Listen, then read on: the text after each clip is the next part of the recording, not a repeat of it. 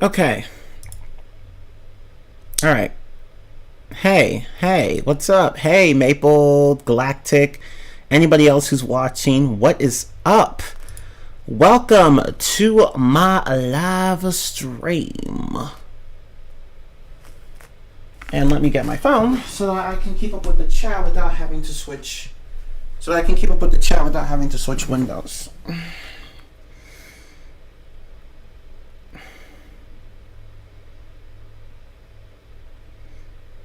Oh my god, this phone is so shitty. Okay,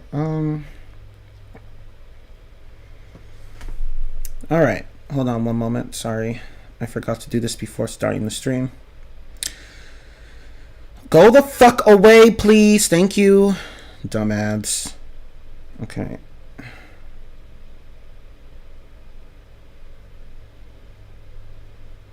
Hang on. Okay, let me just turn this volume down. Okay. So I have quite a bit to say on these movies. Well, I should actually do this first. So let me introduce myself first. I am Tumor15, everyone. Hi. Welcome to my rant stream of the Cars movies. All of which I watched recently on Disney Plus.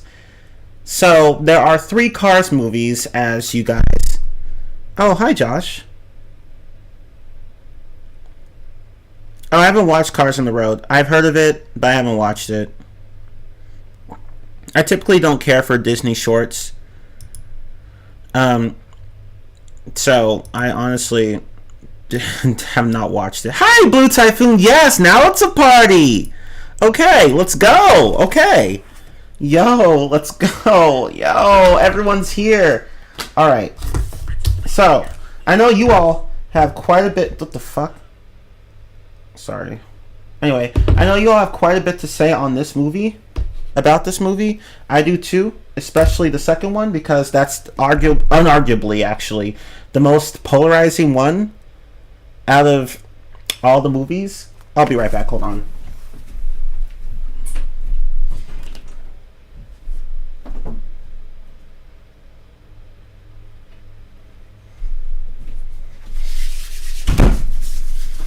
Okay. Anyway, as you all know, I'd recommend it if you haven't. Nothing special, but it's cute and harmless. And you can pretty much watch all of it in like an hour. Oh, okay. I guess I'll check it out then. But, nice to see that we have quite a number of people watching. Okay, so I'll cut straight to the chase. This is one of Disney and Pixar's, many franchises. There's also the Planes franchise, but who the fuck cares? I don't care about the Planes movies. I've never watched the Planes movies. I was thinking about watching them and adding them to this Rantstream, but I was just like, no, I don't care. So I'm just going to stick with the Cars movies for now. But yeah, there are 3 Cars movies. The first one was in 2006. Released in 2006. The second one was released in 2011, and the third one was released in 2017. The only one that I've actually watched in theaters was the first one. The second one, not the first one. The second one I watched in theaters. The first one I watched on DVD, and the third one I watched on Disney Plus. And I've only watched the third one once. But I've watched the second one twice, and the first one a lot of times. Yes, this was one of those movies that I rewatched a lot when I was a kid. Along with other classics from Disney like Mulan, Robin Hood, and so on and so forth. I'm sure there are others. Oh, and Toy Story 1, of course. Toy Story 2, actually, not Toy Story 1. Toy Story 2 I rewatched a lot. I watched a lot. But yeah, Cars was definitely one of those movies that I watched quite a bit as a kid. Anyway, yeah, so let's just get right into it then. Okay, but before we do that, full disclaimer, I like all of these movies. So, I don't hate a single Cars movies in this franchise. Not even the second one. I don't hate the second one. It has problems, don't get me wrong. It has big problems, but I don't hate it. I actually like it. I like all of the movies. There isn't a single one here that I don't like. Oh, hi, Thomas. I always forget the play movies are a thing. Honestly, they're so irrelevant to me that I honestly forgot that they existed. I had forgotten that they existed up until I saw them on Disney Plus, and I was like, oh yeah, those were a thing. and apparently there's a second one. I knew that there was a first one. I didn't know that there was a second one. But again, I don't care to watch them. But yeah, like the Cars movies are the only ones I'm going to talk about in this rant stream. I think I had no joke. I think I had a bootleg or burned copy of the first Cars movie, and I know this because every time the disc played the credits, it would literally stop right after. It would stop. The disc would just stop working a few seconds in. It would stop right at the beginning of the credits. Which wasn't a big deal because I got to see them. I got to see the credits, the full credits at one point in time, so I didn't need to rewatch the credits a lot. But yeah, that's how I knew I had a burned copy. I don't even remember where I got it from. But yeah, the second one is the only movie that I watched in theaters.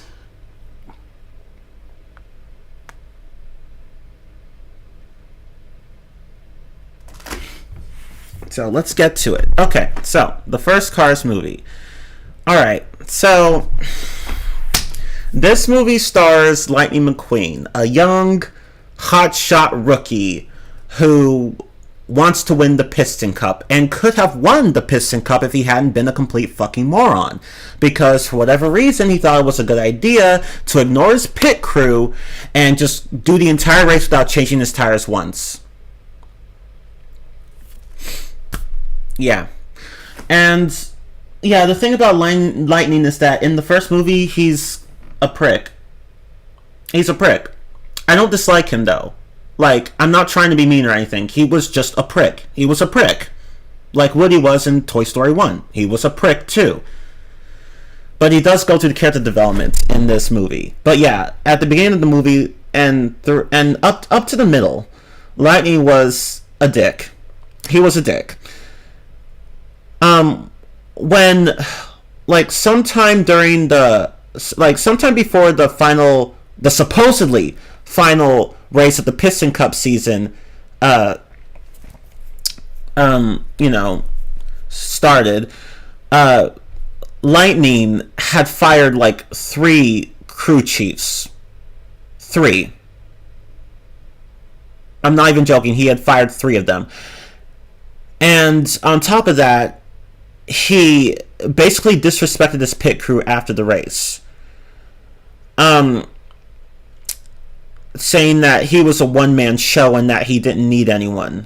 Which upset his pit crew, especially after he had ignored their advice to use tires. And of course, his assholery doesn't stop there. After somehow managing to tie the race with 2 other race cars at the time, those being the King and Chick Hicks, the latter of which everyone hates, and with good reason, Lightning goes with Mac to California. But unfortunately, at one point, Mac got tired and wanted to rest at a trailer stop. But Lightning wouldn't let him because he wanted to be the first to get to California. He wanted to get there before Chick. So he was like, no, Mac, don't. You have to keep going. And Mac was like, oh, do I have to? But then Lightning's like, oh, no, it's okay, man. I'll stay up with you. He doesn't. Shocker. And yeah, that's how, and those annoying hot rod delinquents, DJ, Wingo, Boost, Snot Rod, they see that, they saw Mac, nodding off on the highway, so they decided to mess with him and in the chaos, in the ensuing chaos, lightning, the Max door comes, like, it opens up and lightning falls out of the vehicle and nearly gets hit by oncoming traffic, but he got out of the way just in time. And yeah, that's how they get separated. And yeah, after some more mishaps, Lightning ended up in Radiator Springs, where he had to like stay.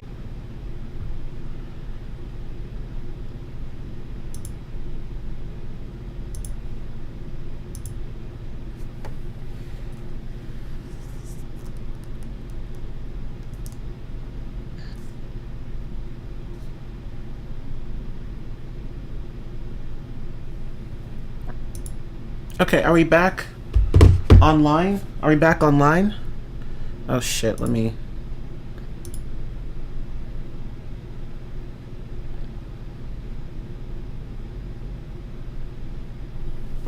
So, like, we're back online, right? You all can hear me and shit?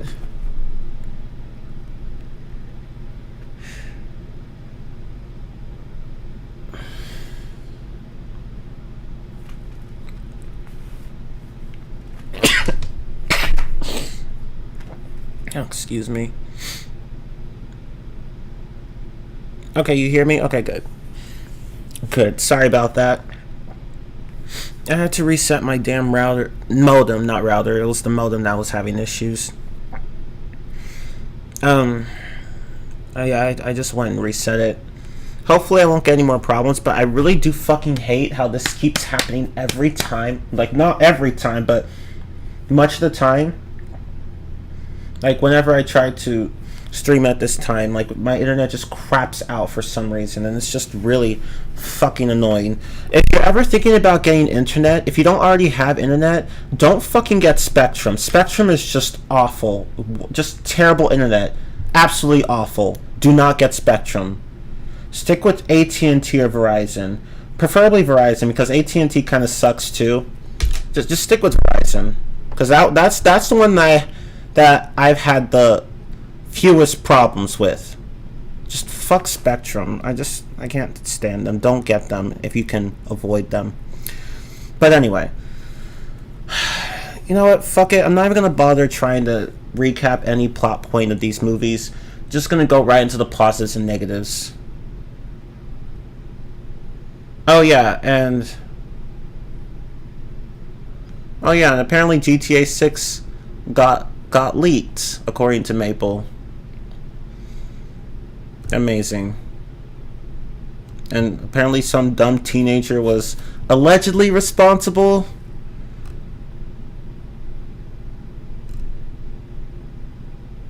But anyway.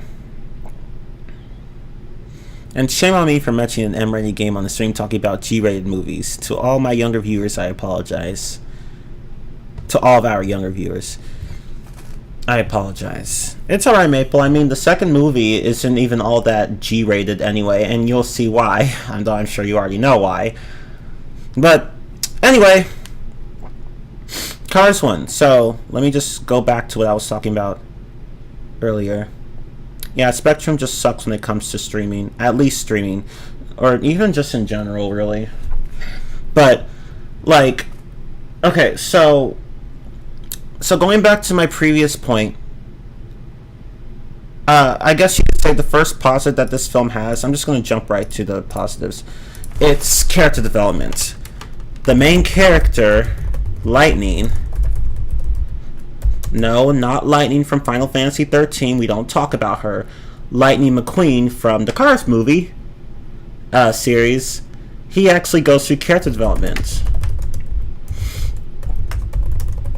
So there was definitely a lot of character development. So Lightning, as I said earlier, Lightning at first started off as some selfish prick. Granted, he was always cocky. Even in the second and third movies, he's cocky. But my point is that, like, in the first movie, he wasn't just cocky, he was also a prick. But he does actually become nicer. He did actually become nicer, like, as the movie went on. So, yay. I actually like that. Because at first Lightning was just very self-centered and egotistical, but after like spending some time with Sally and Mater, he actually starts being nicer. Because really what he needed was two things. One of them was friendship, because he hadn't had any friends when he got to Radiator Springs for the first time. But he made friends. And another thing that he needed was just to learn how to just slow down every once in a while. Like, you don't always have to live life in the fast lane. In fact, that's what causes a lot of people to, go head to ruin, because, they just don't make any time. They just don't slow down and, take time to rest and enjoy the scenery or whatever. And so they just end up burning themselves out or whatever. So the film has a good message. Like, it's okay to take life slowly. You don't have to rush. And when and along with the message that fame and financial success can't replace family and friendship. They just can't. So that's another positive that the movie has. There were good morals. Very good morals.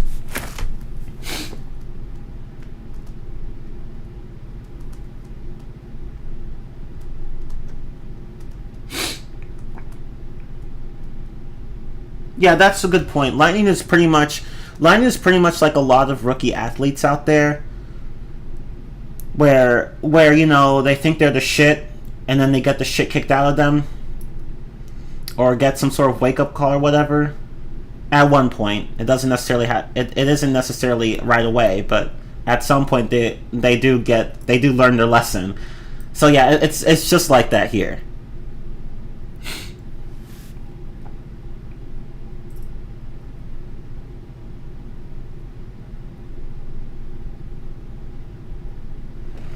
So yeah, there were good morals. The main character went through character development, and I put this as a positive because even though like this is kind of expected of a movie like Cars for the main character to go through some sort of development, like so many movies just fuck that up entirely. So it's refreshing to see a movie that actually does do character development correctly. So yeah. Okay, anything else? Well, the animation was good. I mean, to this day it still looks pretty good. I wouldn't even say that it looks dated. The animation has aged pretty well. Although the second and third movies look even better, especially the third. But yeah, like really, the animation still looks good to this day. It still looks good. I know, like it does. Pixar really did well with this animation. Like I like really like it's CGI, and it's pretty good CGI. Like everything just looks so vibrant and colorful, and the characters are very expressive, and they feel like, even though they're cars, they feel very human like they don't feel like just stiff as fuck robots or some shit like that. No, they feel like actual people. Like, just very nice fluid animation. Okay, so anything else? The music. Oh, I mean, who could forget about the music? Like, the music was memorable, wasn't it? Who could forget about the classic song "Life Is a Highway," which I actually sang in my middle school choir once, believe it or not. So yeah, like I'm definitely aware of this song. I was definitely aware of the song at the time. So like, yeah. But yeah, like the music was just amazing. Like, I absolutely loved it. Actually, no, wait, my choir performance was a year after the Cars came out. Well, whatever. But yeah, like I'm well aware of the song "Life Is a Highway." So like, yeah, it's just And I hear that work too, but not the original Rascal Flatts version. Just some cover of it, which doesn't sound as good, unfortunately. But But like my company used to play the original version, I think. But anyway, but yeah, like "Life Is a Highway," iconic song, and of course there are other ones. I can't. There was that one song. I can't remember what the name of it was, but it was the song that played during that flashback of Radiator Springs back in its heyday. That one was a good one. Just there were several good tracks, really.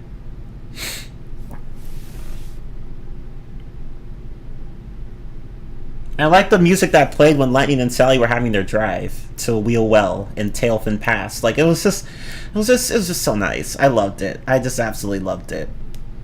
Like the music was good all around. Like it's still good to this day.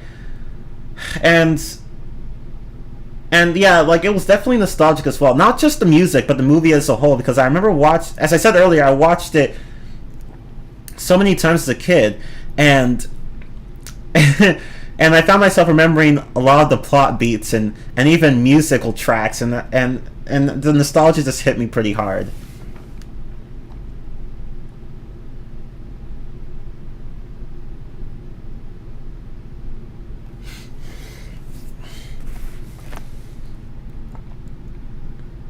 But yeah, definitely, definitely memorable music. Oh, you hear that other version of "Life Is a Highway" too? Yeah, it's not bad. I just like Rascal Flatts' version more. I'm sorry, I just do.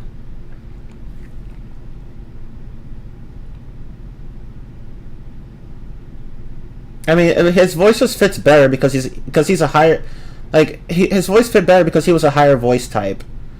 Whereas like in the other version I hear, like the singer is just straining to hit the high notes, and I'm just like, fam, this song's too high for you. You should have sung something else. But anyway, um, but yeah, the music was definitely memorable. The story was good. Like the story was great, I would say. I mean, Lightning going from some self-centered hotshot rookie to a well-rounded, good sport. That was fascinating to see. I liked that.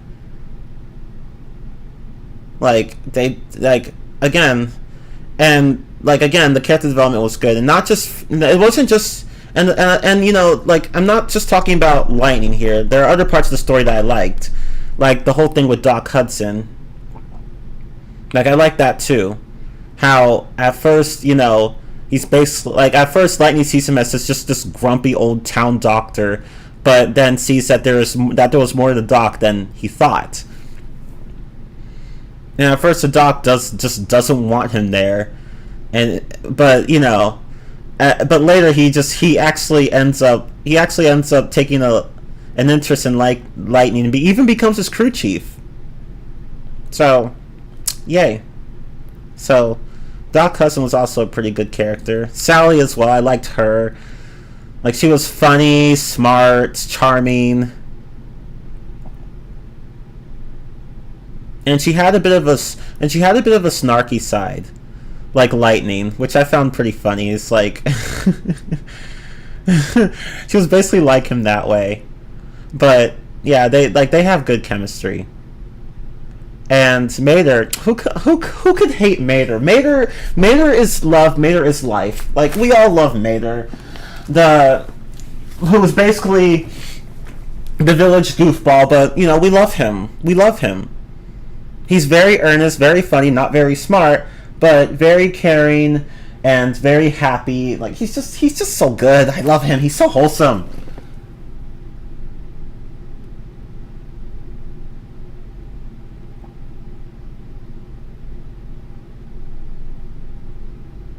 Oh yeah, the track that plays when Doc is driving using a special drift. Oh, that slapped.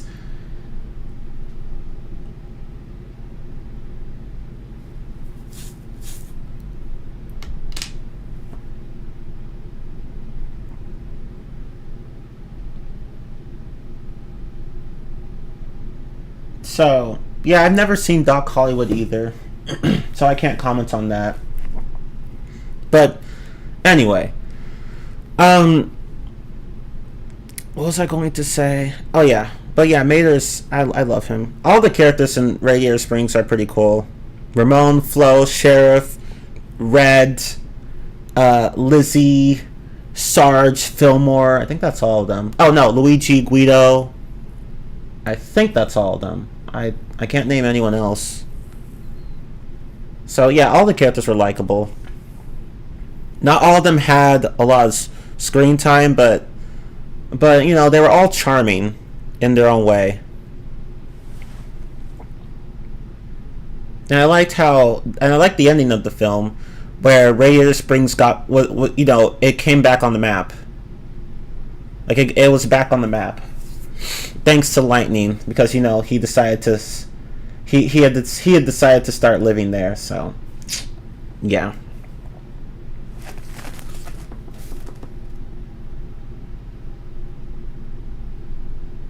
So apparently, Cars was inspired by Doc Hollywood. Huh. Interesting.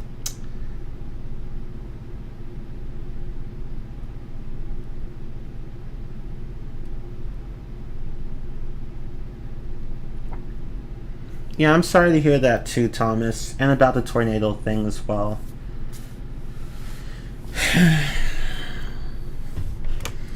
But there can be a bit too much Mater at times, to be honest.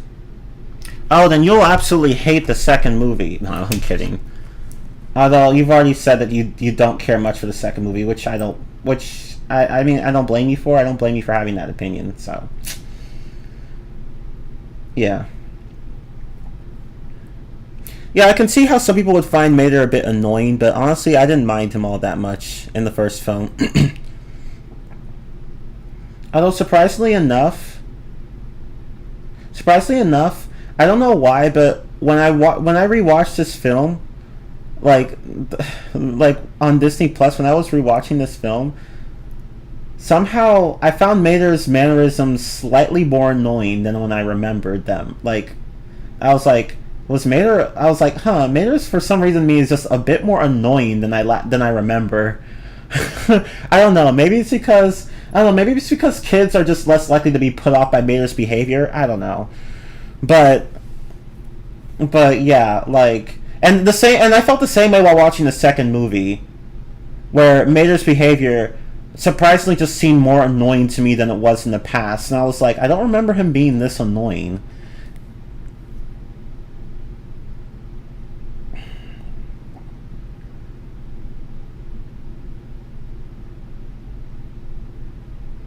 But yeah.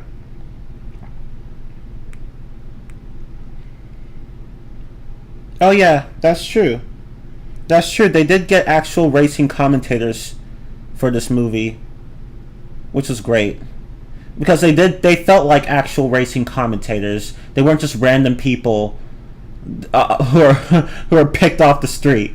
No, the Pixar team actually wanted to emulate the racing experience, and I think they nailed that pretty well.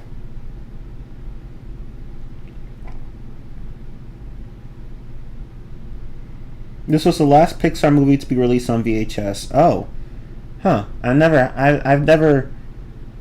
like, I've never had the VHS tape for this movie. Just some burned DVD or whatever.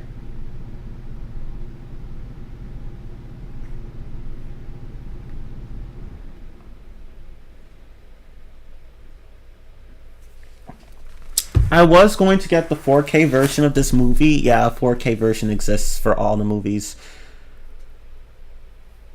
Uh, I was going to get, the 4K version of these movies, but then I was like, nah, I'll just watch them on Disney Plus. Like, there's no point in wasting that much money when I can just watch them on Disney Plus. Because I'm trying to get a movie collection going. So far I have like a bit over half of all the DreamWorks movies out there, and several Disney movies, like probably about, let's see, like apparently 11 of them. Yeah, 11 of them. It would have been 12, but Amazon fucked up the delivery on one of them, so I was just like, yeah, I'll just return it. I don't need it. But yeah, like, I decided to just watch the three Cars movies on Disney Plus. Anyway, but yeah, the story was pretty cool.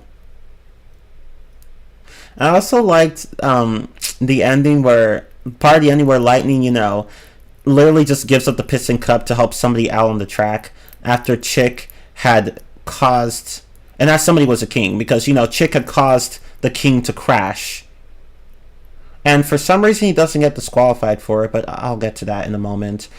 But yeah, like, Lightning was like, you know what, I'm just gonna go and help the king. Of course, he could have just won the race and then gotten the cup, but I like that he did this instead, because it really shows growth of his character. That was a very awesome moment.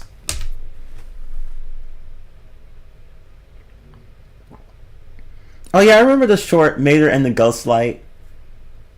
I've seen that one. I don't remember much of it though. I've watched a few of the Cars shorts, like Mater's Tall Tales. I've watched a lot of those. I don't think I've watched all of them, but I've watched several of them, as well as the Mater and the Ghost Light thing. But I don't. But like, I haven't watched all of the shorts out there. I have not even seen Cars on the Road. It's new, actually. It's pretty new, but and I've heard of it. I've just never watched it.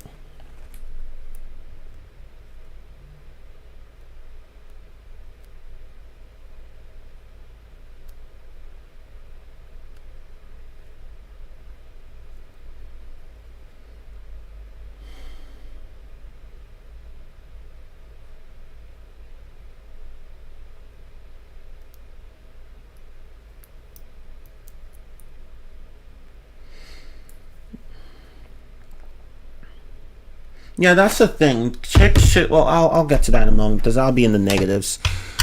But yeah, the story was great. Really, it was great. And Lightning pretty much got what he wanted in the end. He didn't win the cup because he chose not to, but he got offered to be part of the Dynaco team.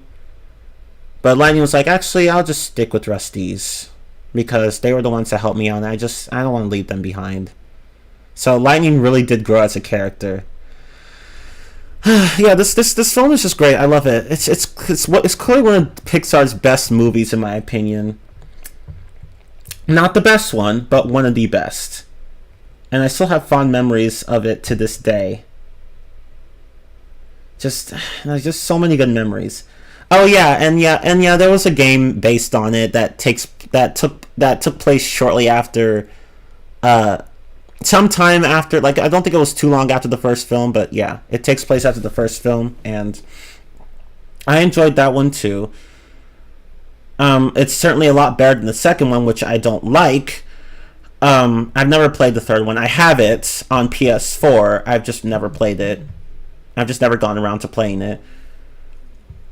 And I have Mater National as well, but I've played only a bit of it. Honestly, it just bored me pretty much instantly. Like, I don't know. I guess I'm wondering if the game just has a slow start, but I just got bored with it pretty quickly. But I'll go back to it in the future and finish it. Like, it just wasn't my cup of tea. But who knows? Maybe if I go back and try it again, I might like it. What was I going to say? Oh, I don't have Racerama though. I've never played it. I was like, at one point I was trying to get it, but then I just gave up and decided to just not bother. But yeah, so really the only two games I've played are the first and second ones. And the first one is definitely good. It's good. It's one of those rare occasions where a licensed game, a game based on the movie, like a tie-in game for a movie, is actually good because they generally suck. They generally suck. Although I'm fortunate enough because I'm fortunate that most of the ones I own don't suck, but they generally suck. They do.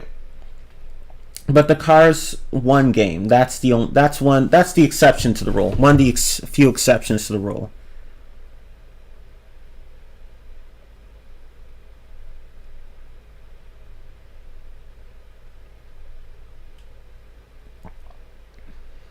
Yeah, the climax in general is pretty great. And I also like that Lightning actually put the whole backwards driving and power sliding techniques he learned from Mater and Doc respectively to good use in the race. It's like Chick tried to knock him out of the race, but he failed spectacularly. It's like, I'm gonna bump into you and cause you to spin out. Nope, sorry. I can drive backwards, bitch. It's like, okay, I'm gonna just knock you onto the dirt. Sorry, bitch. I can drift. Like Chick was just not doing well in that race at all. Even the King was just being on his ass, like just not letting him pass. And then that's what caused Chick to just literally just shunt King so hard he flew onto the track and crashed. Off the track and crashed.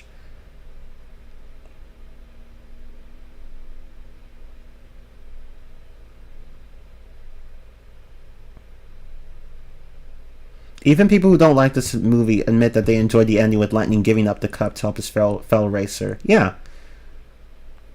Exactly. Racer-Rama was better than Mater National. Probably.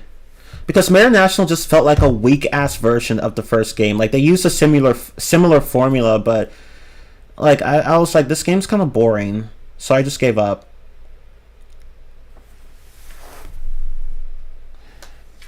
Whereas Racer-Rama seems I haven't seen much of it, but it seems to be a more exciting game. I don't know, I'd have to go and play it. I do plan on getting it at one point, just not now. But anyway.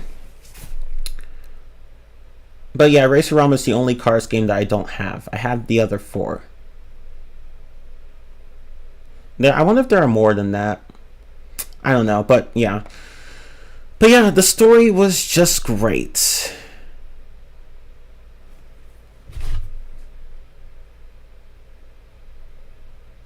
The voice of Ken in Toy Story 3 voiced Chick Hicks in this film. Huh. And he was even Batman in the older Batman movies. Huh, okay, wow.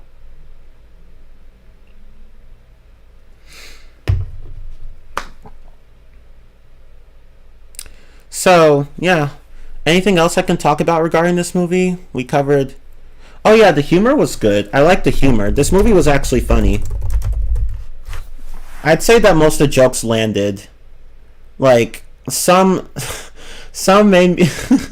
some made me laugh out loud. Some made me chuckle. There were a few that didn't make me chuckle, but like, the movie was pretty funny overall. Especially the part where Lightning's like, "Don't leave me! I'm in hillbilly hell!" And I was like, oh wow, they said the H word in the Disney film. Okay, go Pixar, let's go.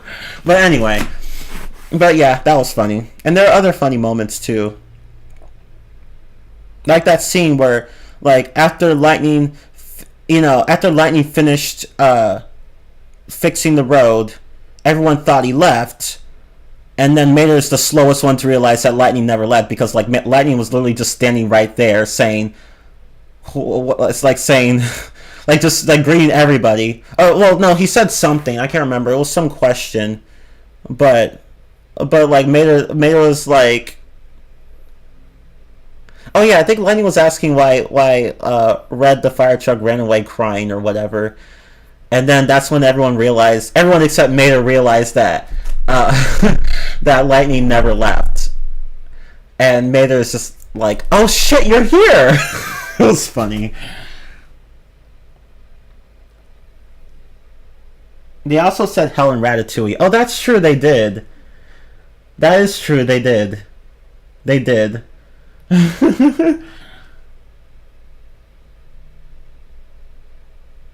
Oh yeah. Oh yeah, welcome to hell. Huh, wow. But yeah, in that context, like I don't think anyone would consider hell a swear word. But yeah, that was funny. That hillbilly hell. He did what in his cup? Oh yeah, Mater said that line. Like when Lightning said, when Lightning had after Lightning had found out that Doc was the Hudson Hornet. Um, Lightning. I mean, he ran to tell everyone. Lightning ran to tell everyone. In Radiator Springs, said Doc used to be a famous race car, and Lightning said that Doc was actually in the Piston Cup, in a Piston Cup race, and then Mater spat out his oil drink and said, "He did what in his cup?" Because Mater thought, I mean, I'm sure you guys know what the joke is, but I'll say it anyway. Mater thought that Lightning said "pissed in a cup" instead of "piston cup." So like, oh my god.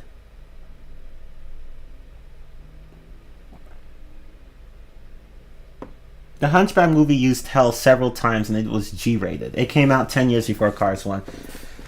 Yeah, that's the thing. Like, back then, even G-rated movies and TV shows had moments of had very minor moments of swearing. Like, I think Full House actually had minor moments of swearing. As well as, I think maybe Family Matters too. I can't remember. But like, really, at that point, nobody cared because, they were very minor moments. So it's like, who cares? They said the H word. Oh no, whatever shall we do? But anyway, but yeah, the humor in this movie was pretty good.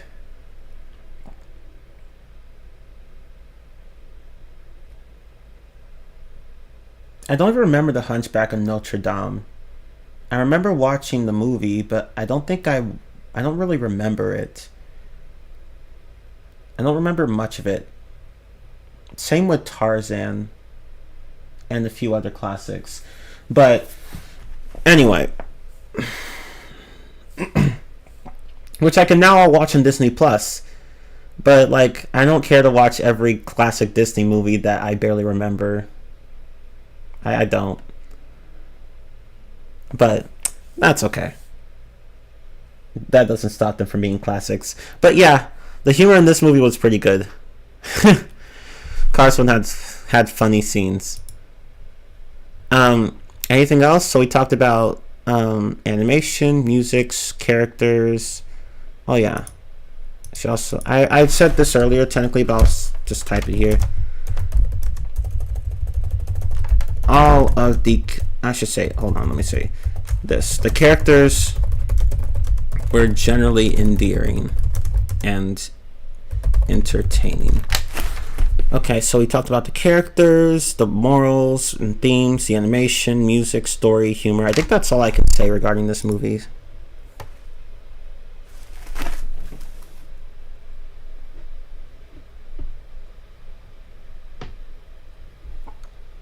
When modern Disney movies don't use the word hell properly, right?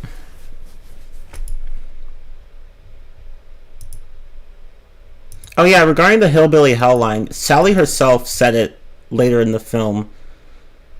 Because she, because she was mocking Lightning for saying it earlier. So yeah, she said it too.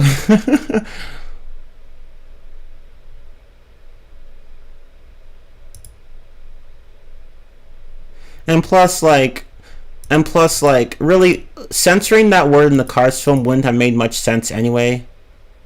Like, it would have just ruined the joke. So I'm glad I'm glad that re-releases didn't censor it.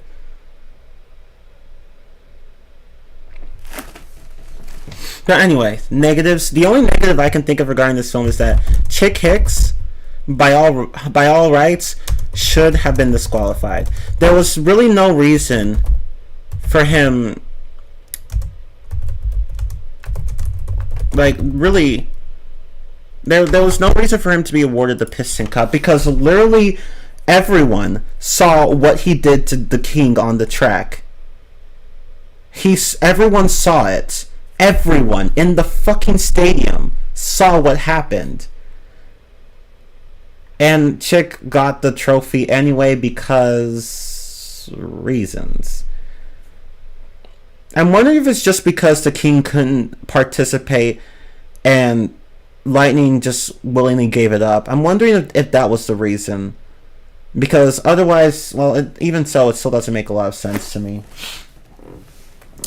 Like, I get it, in racing, sometimes cars bump into other cars, but that's not what I'm talking about. Chick just didn't just merely bump into the King. He fucking shunted his ass. Like, just collided with his ass. And on top of that, didn't he cause, like, a big-ass car crash in the first race of the movie? Like, at the very beginning of the movie, he causes a crash that incapacitated several drivers. He caused that to happen. And I'm just like, how did he get away with that? Like, I don't know.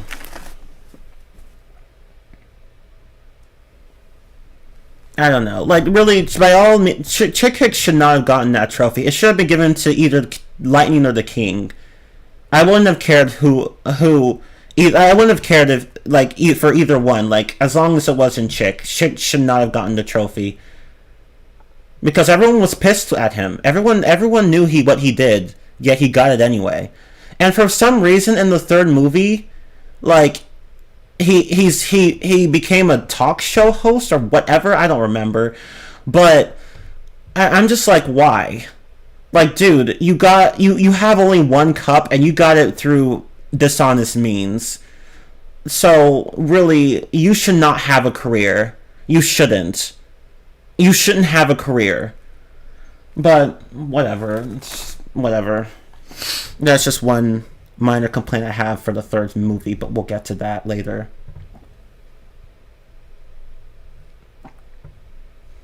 So, really, Chick Hicks should not have been given the Piston Cup. Like, he should not have been given the Piston Cup. But I mean, at least the ending was still pretty solid.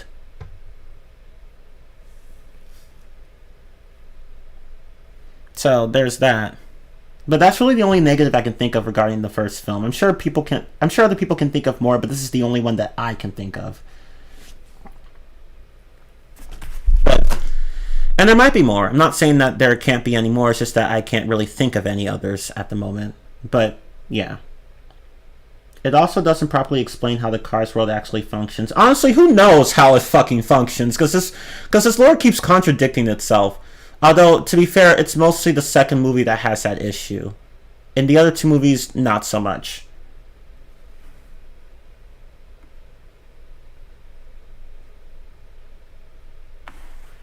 Yeah, how are cars actually born in this universe? Yeah, okay, see... Okay, so... Yeah, the world of Cars makes no fucking sense. It just doesn't. Especially in the second movie, but we'll get to that later. This world makes no fucking sense. It just doesn't. It makes no sense. Because they're cars. Like, how are they born? And how did they grow up? And how did they grow old? Well, I mean, the growing old thing can be kind of explained. But, like... But still, my point still stands. Like, how exactly do cars age in this universe? It's just one of those things where you just don't think about it. You just turn your brain off. It's like, just turn your brain off. Because if you try to think about it, you'll end up coming across some bizarre implications. Yeah, how do they die? Do their engines just die out? Because engines can be replaced, can't they? Like, how does that work? How do cars die in this universe? And speaking of which, like, so would that make, like, junkyards, like, cemeteries or something like that? I don't know. I don't know. I don't know. Yeah, that's the thing. The world itself doesn't make a lot of sense, and Pixar themselves are obviously aware of this, but they just roll with it because, talking cars. Paul Newman is the voice of Doc. Oh, okay. Oh, yeah, that's true. He is.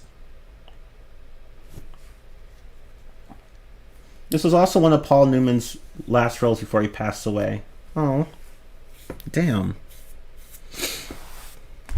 That would explain the second movie and the third. Doc's death. That would explain that.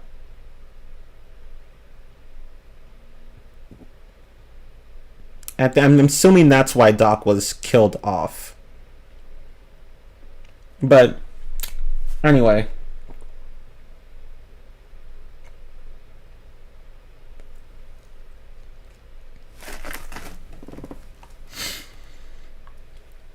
But yeah.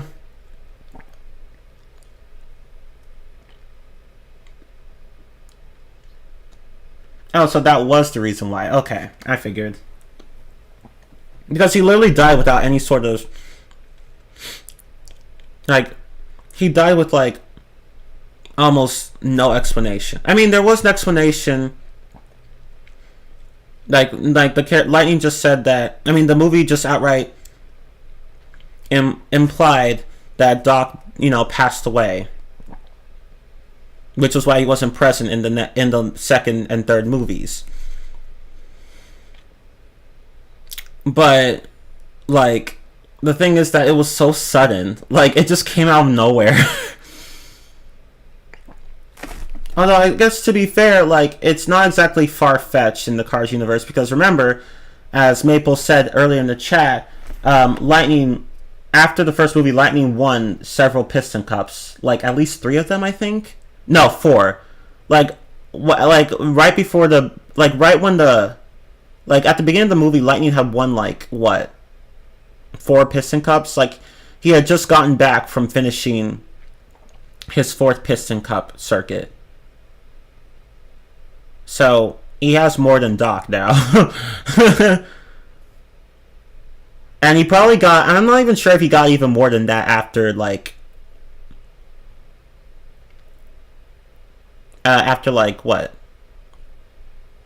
The first... After the second film, but he has at least 4.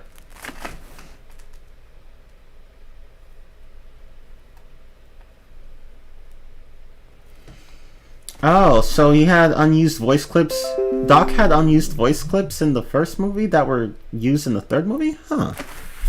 The more you know. That's Maple, our trivia buff. But, yeah.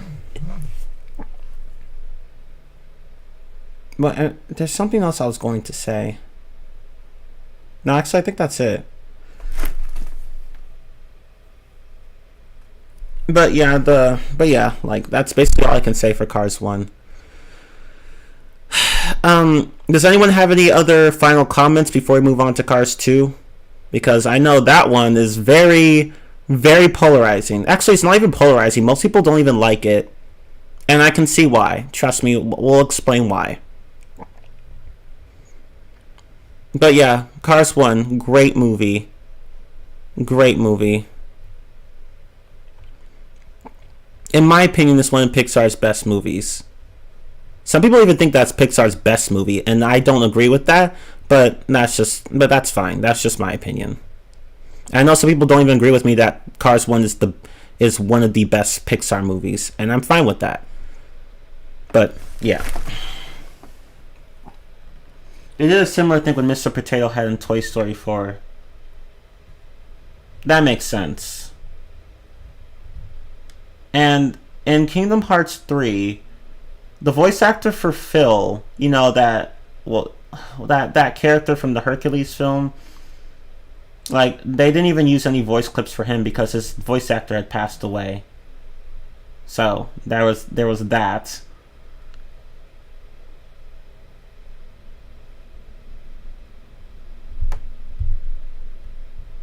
But anyway, yeah. But yeah, I hate that Doc's voice actor died, but hey, I mean, it did lead to an interesting storyline in Cars 3, so there's that.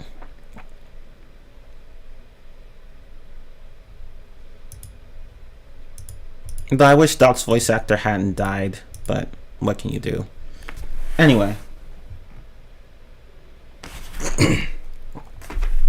Cars 2 was probably the first Pixar movie to be universally panned by both critics and audiences alike.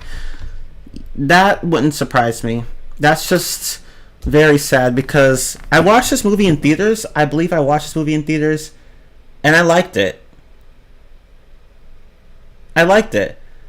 And going back to it, like I recently rewatched it today, actually, like right before the stream. Well, not right before it, like several hours before the stream. On Disney Plus. Like,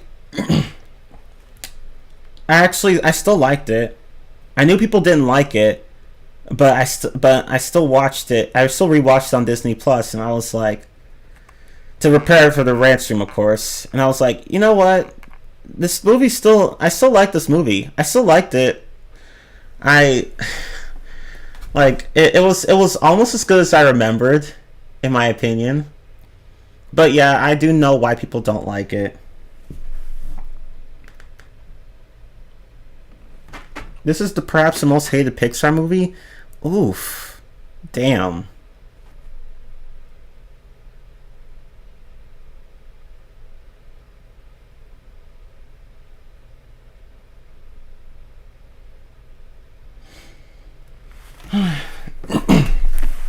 Okay, so where do we start with this one? So, I'll be right back. I need to get a drink.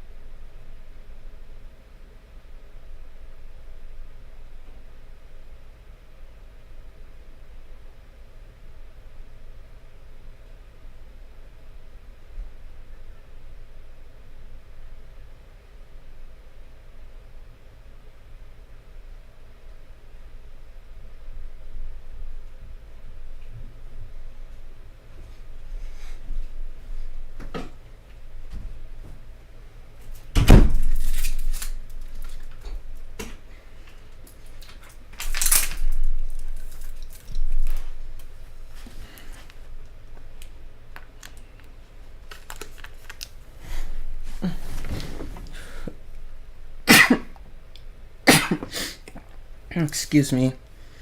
I have a bit of a cold, in case you guys couldn't already tell. At least I think it's a cold. It's a really weird one, though, because for whatever reason, the only thing... It's really just my nose that's running. I don't really have any other cold symptoms. But anyway. Cars 2.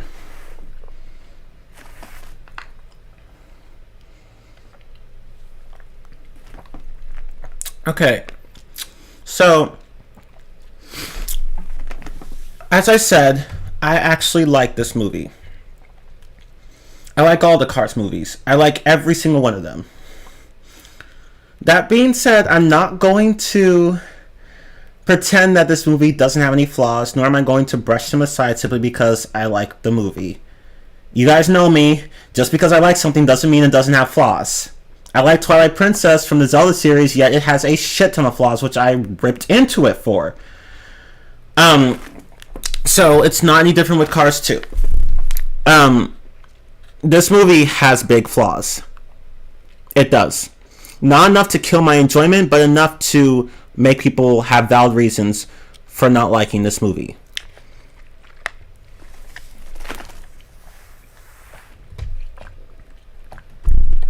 So, we can just start with the negatives. Okay, so... yeah, this movie was very different from the first one. Which, of course, is good in a way because you're not getting a copy and paste sequel with this film as you see with so many other films like Sing 2 or the second the sequel to the Jumanji reboot or whatever. And it's just like so it's like, yeah, so with Cars 2, like, it's not a copy and paste sequel. So I commend the film for doing that much. And Maple just beat me to it in the chat. So the first problem with Cars 2 is that it stars Mater. And okay, so it's okay for a film series to focus on other characters, like to focus on multiple characters. The problem, however, is that Mater is a comic relief character. And as I'm sure you all have seen time and time again in popular fiction or whatever, making comic relief characters have their own movies is generally not a good idea. It usually ends up in disaster. And this film is one big example of that. Now, I'm not saying that you can't have comic relief characters. Let me slightly correct my statement. It's possible to have comic relief characters be the stars in the movie, in their own movies, but you would have to change the narrative for that to work. Like Finding Dory, for example, did this just fine, where Dory in the first movie was a comic relief character, although she was important still. But in the second movie, she was still kind of a comic character, but, she wasn't just comic relief. Her character was changed so that she had more depth and more of a backstory. And that she wasn't just a happy idiot all the time. So, with Finding Dory, it worked, but Pixar had to change Dory's character, like, just to get... I think Pixar worked on that movie, but whatever. Like, the animators had to change Dory's character, or writers, whatever, to make the movie work. But, Disney didn't have its team of creators do that with this movie. Mater is still just the same character, still the same goofball character, but his character wasn't changed in a way that would actually make it fitting for him to have his own film.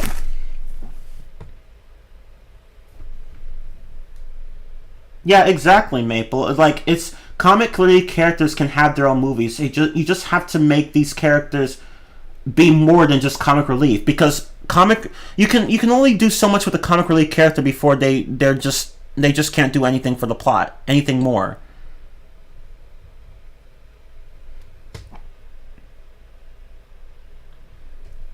So, if you're going to have a comic relief character star in a movie, you have to change the narrative to make that work. Otherwise, it will end in disaster, which is exactly what happened with Cars 2. Because Mater was basically the same character.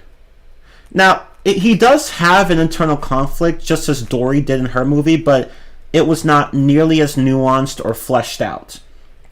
Mater's problem is that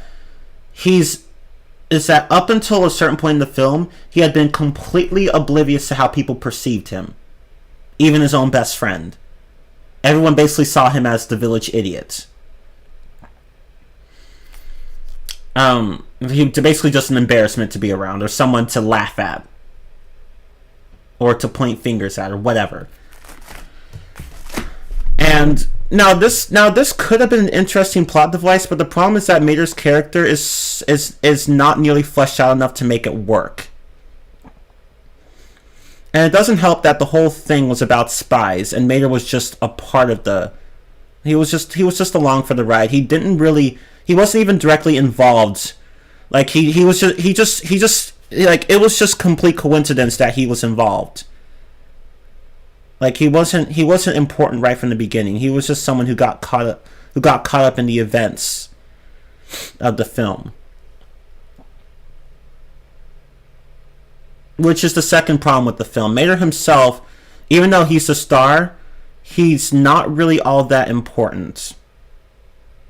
Except until the end, where he actually does shit and exposes a conspiracy. But up until that point, he had done absolutely nothing important.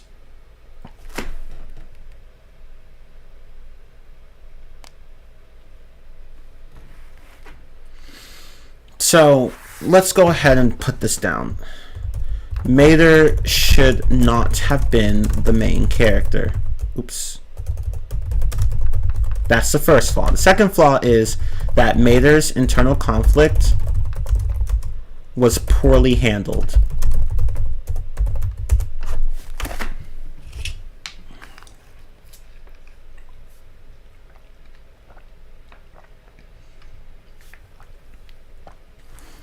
And on top of just being poorly handled, and Maple brought up an interesting point in the chat, because the thing about Mater is that he was supposed to be comic relief, so it's just kind of weird to put him in a to give him a conflict where that questions the very thing that he was always written, like the very personality that he's always been written to have. Like, because in the first movie he was a comic relief character too, but that didn't cause problems for anyone. But here, it causes problems for Lightning and the spies. What, Finn and Hallie? I don't even remember their names, like, because I didn't care to remember their names. I'd have to go and look them up, but it's just weird to for the film to say that Mater's personality is a problem here when it wasn't a problem in the first film. So. Yeah, exactly. Like, it just doesn't make any sense. Let me just add that as well.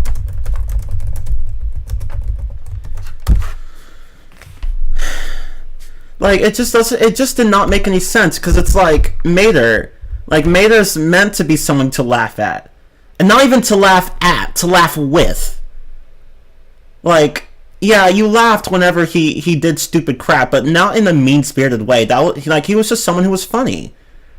But here, it's like you shouldn't be laughing at him, even though nobody was really laughing at him in the first place. They were laughing with him, and it's like, and plus he was the comic relief character. Like, you're supposed to laugh whenever he does stupid shit. But no, like, now all of a sudden that's a bad thing? Like, it makes no fucking sense. Like, what is this? What is this writing? And yeah, you're right, Maple, it did feel manipulative, because it's like Pixar, you guys were the ones who wanted us to laugh at him in the first place, and now all of a sudden that's a problem? Like, what? What? Okay, whatever. It's what the fuck ever.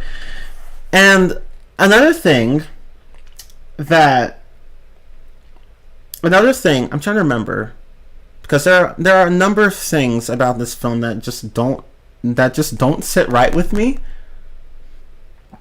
But I'm just trying to decide which one would be the next best one to talk about.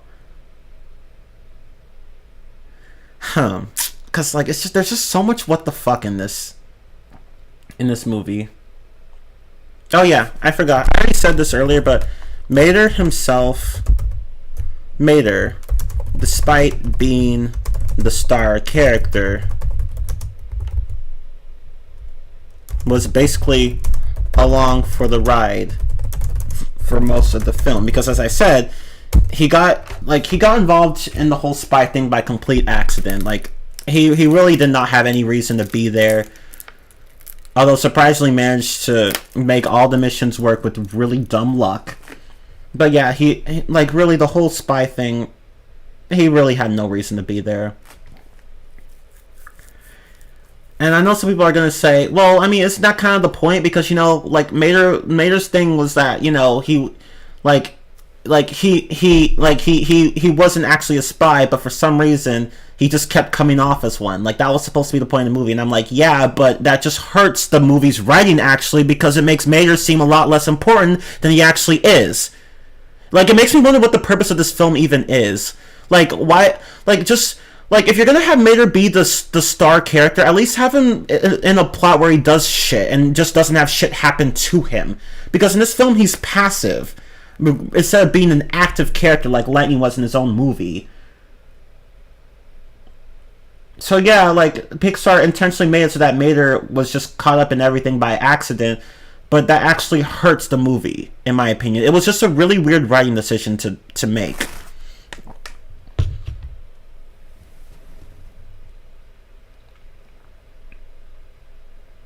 So I don't know. Like I really don't know. It's like Mater. It's it's like this film should have been called The Spies of Cars, featuring Mater, rather than Cars 2. Because it really didn't feel like Cars 2. That's the thing. This film should not have been Cars 2. That's another thing I wanted to point out. If this film had been called something else, like if it had been a side film or whatever, it probably wouldn't have gotten as much hate as it did. It still would have gotten a lot of hate, but not as much. Because it's called Cars 2, yet the plot itself didn't really feel like it belonged in the Cars movie. So, yeah, that's another thing I should point out. This film should not have been called Cars 2. It should have been called something else.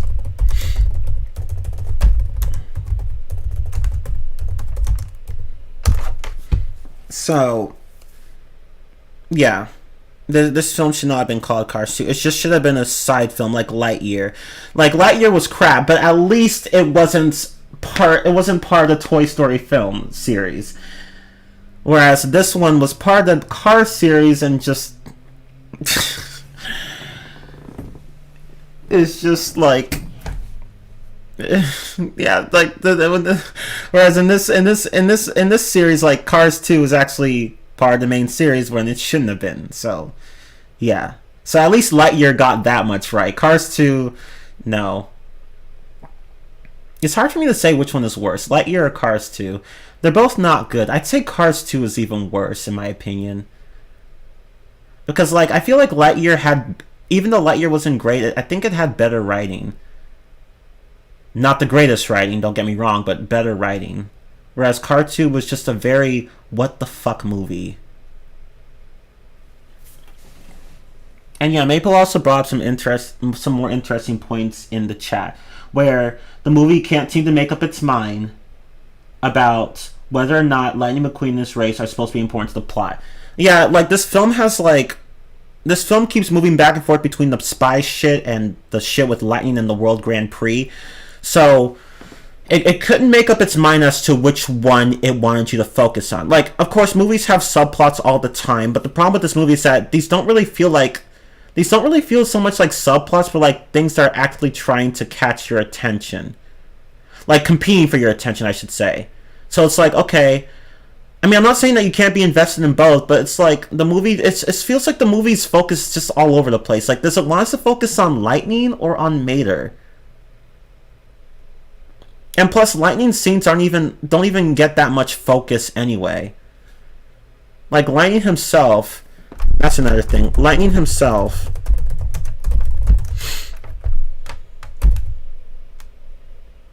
oh, what the fuck?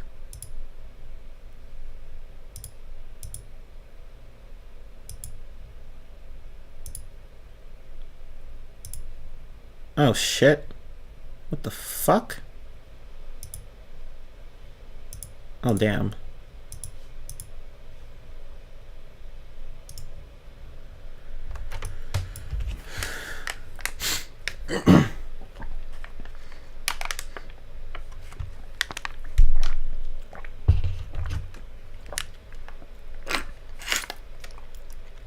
Sorry, hang on. I don't. Google Chrome is like. It's like. It crashed on me. Hang on. God damn it. I have to relaunch it. Sorry.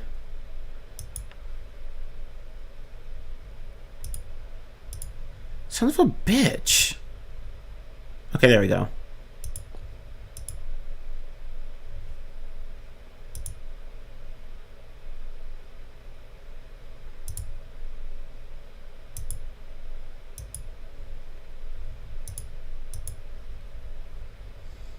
Oh my fucking god. What's going on?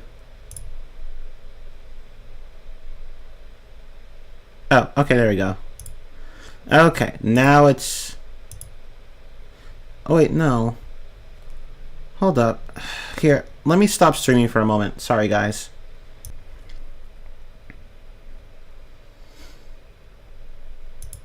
Okay, there we go.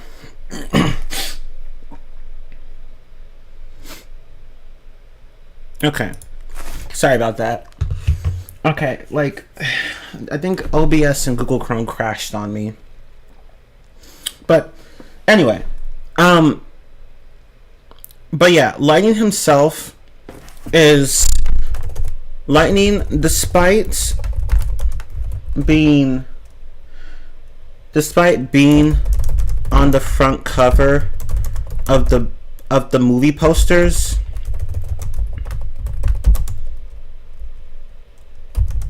is hardly important to the plot. He was just pretty much there. Like, really most of the time he's either worrying about Mater or racing. But like these scenes get little screen time compared to the spy shit that Mater does.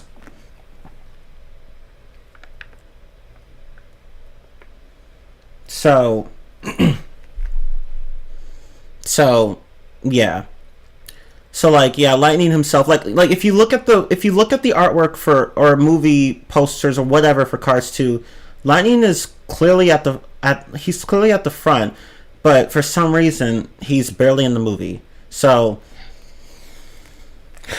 really it's like, okay, like why even put him in the movie if you're not even gonna use him very much?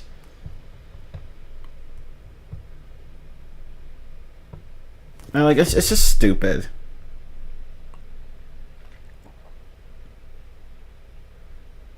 And another thing that Maple pointed out that actually bothered me quite a bit about this film is that we never got to see who won the World Grand Prix. Because if you remember, that Italian race car, I forgot what his name was, Francesco Bernoulli, I don't remember his name, but he was Lightning's rival throughout the entire movie. So he won the first one, but that was because Lightning made a mistake on the racetrack. Lightning won the second race, but like the third race was like, okay, so the first race was, I can't remember what the first race. Oh yeah, the first race was in Japan. Yeah, the first race was in Japan. The second race was in Italy, and the third race was in London. But the third race got interrupted because of the whole spy shit with Mater and the others. But we never got to see a conclusion to that. So what was the point? Like, I just find it odd that the movie never mentioned who won. Did Lightning win? Did Francesco win? Or who the fuck won? Because I don't know. Like it just makes the whole thing seem like a waste of time. Like, you make the world, like, they made the World Grand Prix seem like this really cool event, and you're not even going to show who wins. Okay, fine, whatever.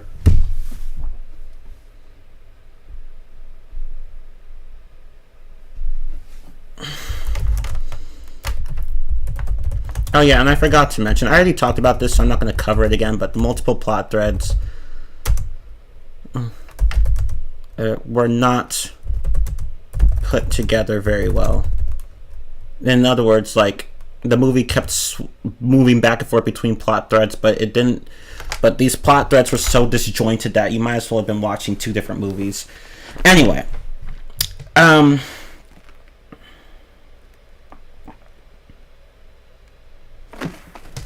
let's see. Anything else? Oh yeah, and one more thing. I'm going to talk about the voice actors in a moment, but one more thing. Okay, so as Maple pointed out, this movie was rather violent for a G-rated movie. I'm not joking, outright violent. Like, you have explosions and fires and guns and shit, and I'm like, huh. Like, I just found it really off. I found it kind of off-putting. Like, not really off-putting, but just off-putting enough to where I just felt uncomfortable. Because, like, cars actually die in these segments, in these action-packed segments. Like, these whole car chases and action scenes and fight scenes and whatnot.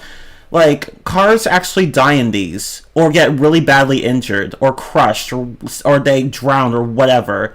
And I'm just like, what the fuck, Pixar?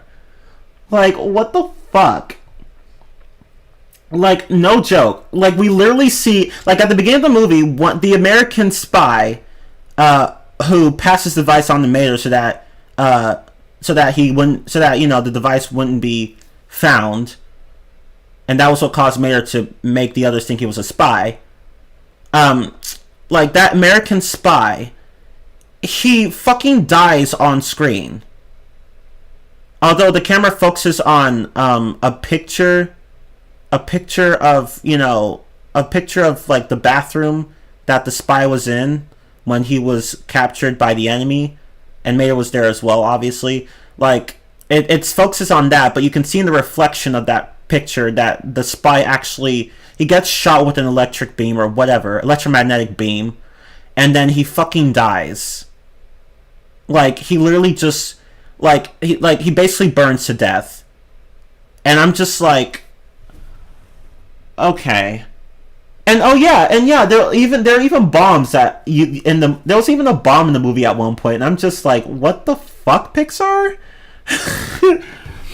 Like, how was this movie rated G? Like, do you know how many cars get killed or seriously injured in this one? Like, no joke, there's a scene at the beginning of the movie where Agent Finn or whatever, that British guy, like, he's being chased by a bunch of lemons on this oil rig, and he fucking sends a bunch of barrels down this spiral that the lemons were chasing him up.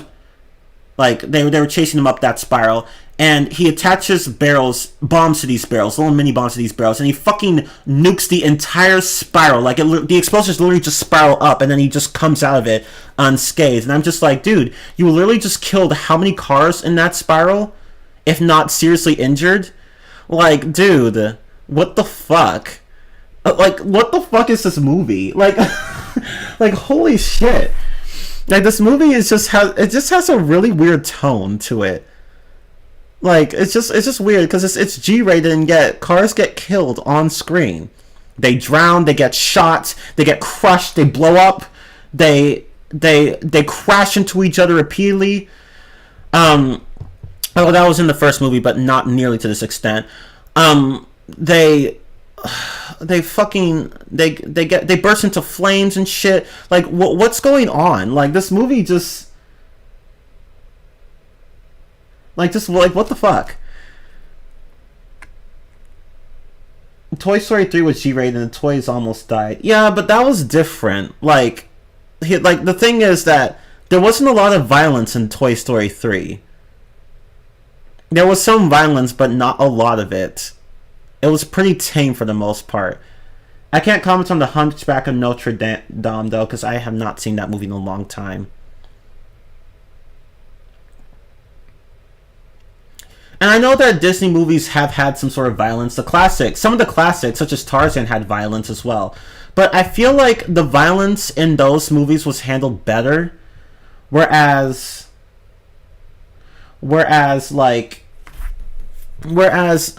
here, it's just like these things don't really belong in the Cars movie. I don't know how to describe it. It's just, I feel like the tone is just not suitable for this movie.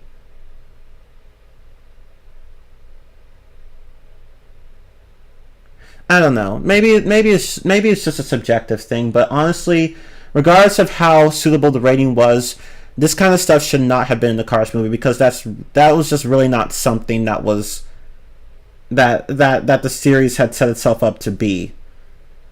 So it just didn't make a lot of sense to me. It was just like the tone was just not very good.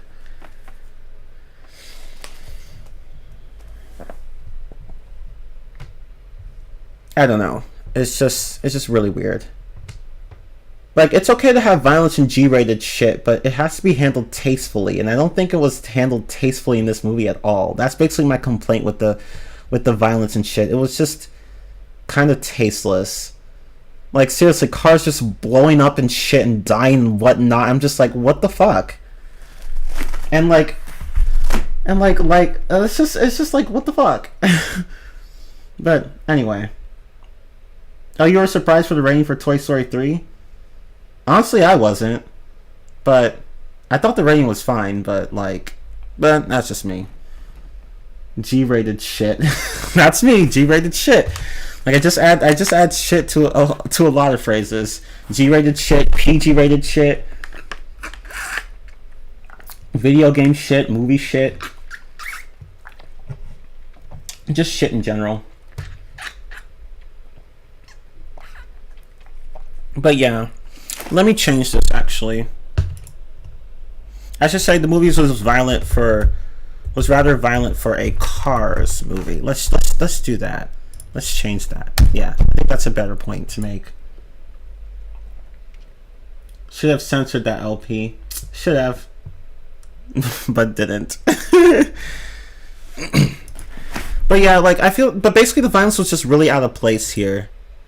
Like why are so many cars blowing up and dying? Like, what the fuck? Like, if the cars hadn't died but just gotten merely injured, I wouldn't be complaining. But that's not what happened. That wasn't what happened. So, yeah. But anyway, but yeah, basically the tone of the movie is just all over the place.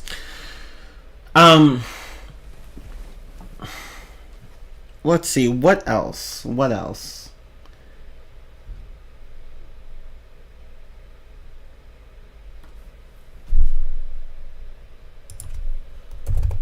Okay. Anything else I can think of?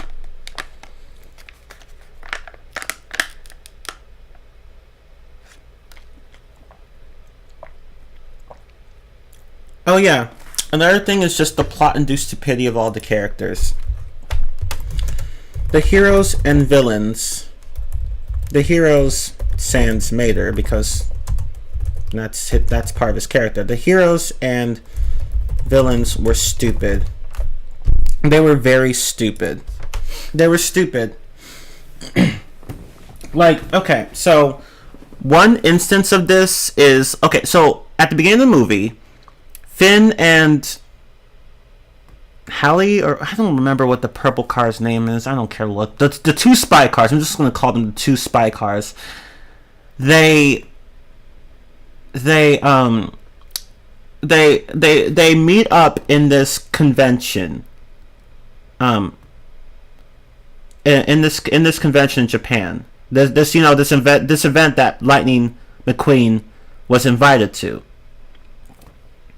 So the spy cars meet up there, and then they were looking for an American spy car, so that he could give them a photo of something. I can't remember what it was. Oh yeah, it was a picture of some engine that was the engine of the villain of the movie, supposedly the leader of the conspiracy anyway. And I'm just like, okay, so you needed that information. So why the fuck didn't you guys just send it over electronic communication or whatever? Like, why didn't you guys just send it why didn't you just send it to each other? Like, why didn't you just have the spy send it to you? Like, why did you need to put it on a device and then give that device to have the spy get that device to you? Why didn't you just have the spy send it to you? Why didn't you just do it that way? Your technology was pretty advanced. You could have just done that. It just didn't make any fucking sense. Because it's like, fam, just have the spy send the shit to you. You didn't need to have him put it on the device and then hand it to you in person. You didn't need to meet in person.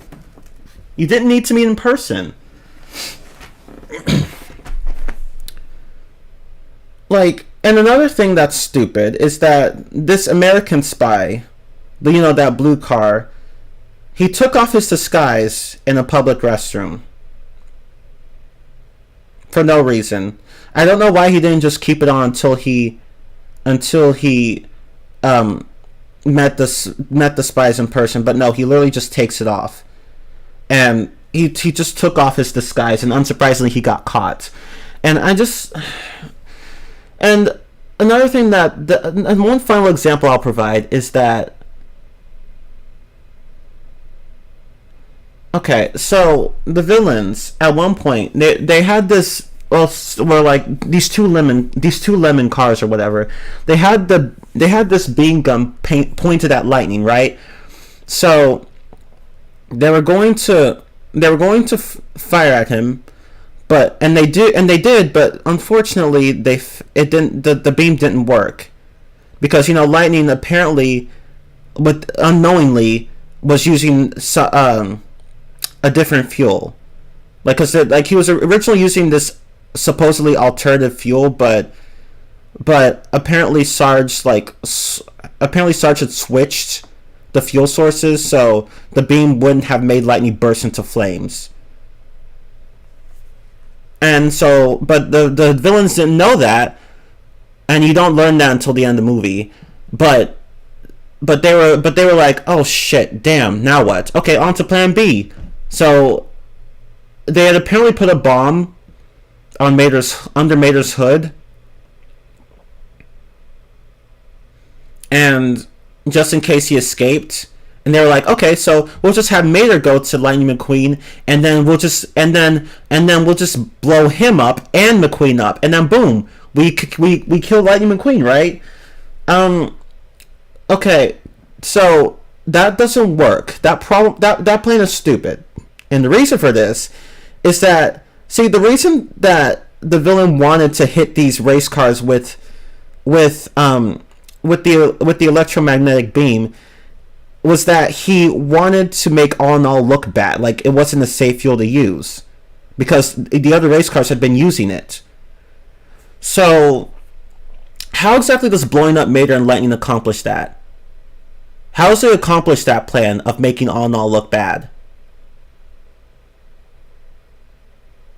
Because you cause that bomb to blow up on Mater, he gets taken out until this Lightning. That won't prove that All in All is unsafe. That will just prove that Mater had a bomb on him, and Lightning would get blown up too. Like that's all that it would prove. So they didn't need to go and kill Lightning, is basically what I'm trying to say. With the bomb, I mean. They didn't need to do that. Like it just didn't make any fucking sense. If anything, they could have just had a bomb. Well, actually, no, that would have been pretty difficult to do. Never mind. But still, my point still stands. Like, it just made no fucking sense. Basically, the villains and heroes in this film are just very stupid. They just do stupid things. And I could keep going, but you guys get the point. But I think those are about all the negatives. There's really one more, but I'm not going to include it because I'm sure not everyone's going to be bothered by it, although a lot of people were. This plot is so convoluted. It really is. And that's another problem with the film. Actually, let me type that down. I think that's the last complaint I have with the film.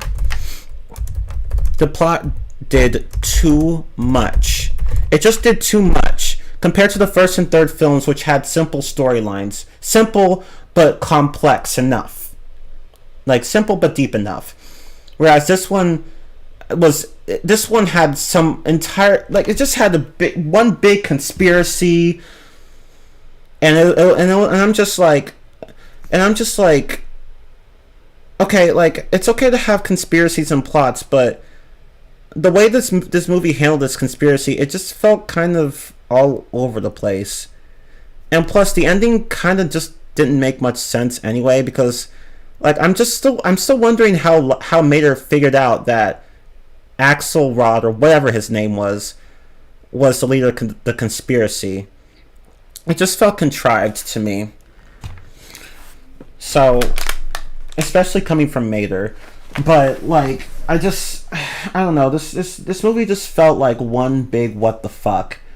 Like the plot was just doing too much because you had multiple, well, really just two subplots going on at one time, but like it just but like but the story was just so haphazardly written that like the whole plot just felt all over the place. Like it's just no. Yeah, I don't know how Mater figured it out. Like his logic was that, oh, I don't. Actually, you know, I'm not even gonna bother explaining it. I'm just not gonna bother because it doesn't make any fucking sense. And especially in the, although like, okay, so that picture that one of the spies had of the engine that the boss was using, like basically a picture that showed the boss's engine. Like like that same spy at the end, she was like, oh look, Axelrod has this exact same, ooh, like it's his engine matches this picture, and I'm like, wait, bitch, hold on. You literally just said earlier in the film that you couldn't identify anyone from just a picture alone, and then you're like, oh, it's a perfect match. Like, bitch, you see the problem with this movie and how its writing is just so fucking messy. Like the reveal about the reveal of the villain just didn't make any sense, basically. Which just falls to the last point of the plot just doing too much for its own good, but yeah, you get the idea. Yeah, that's the thing. Axel was like the last person that anyone could expect to be involved. Like, it just didn't make much sense. And the funny thing is that even the other two spy characters were like, Mater, are you sure? This doesn't make a lot of sense. And they're right. They were right. It did not make a lot of sense. But plot. You know?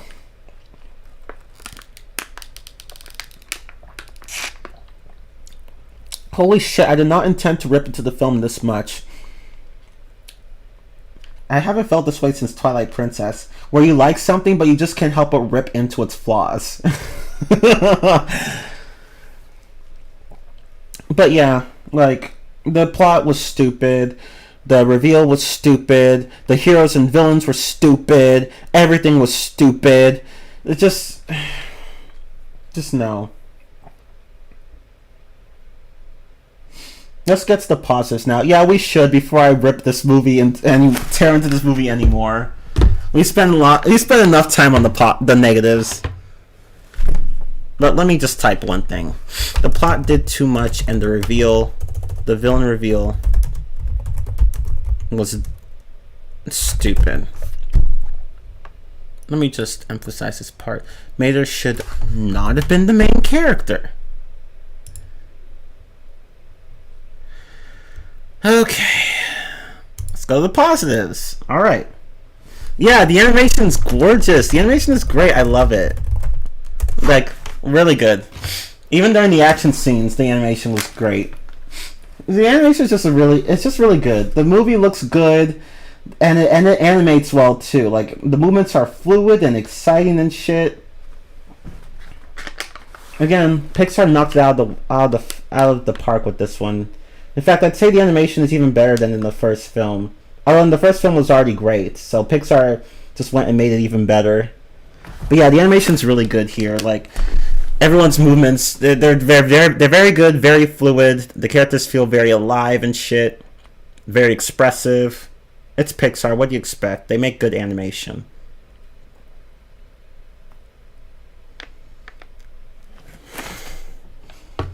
Yeah, I like the setting too. I like the settings. Japan looked nice. Japan looked nice. London looked nice. What else? What else? Oh yeah. Italy looked nice. The locales were pretty cool. It was nice to basically tour the world. Yeah, it actually makes you want to visit. It almost makes you want to visit those locations, right? Yeah, they felt pretty authentic.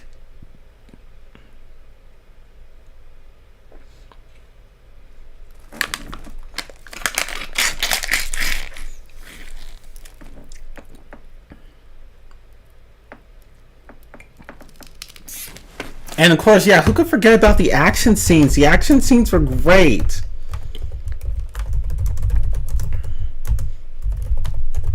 I love the action scenes. They were amazing.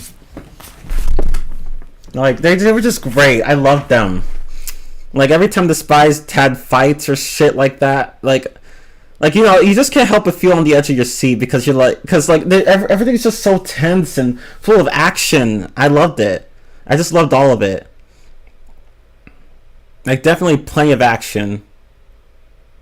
Take notes, Mulan 2020. This is how you do action choreography.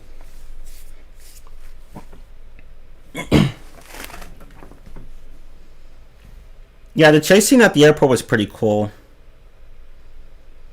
As well as like, what else?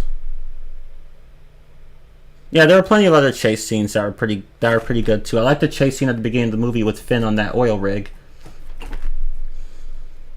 Yeah, the chase scenes were pretty great in general.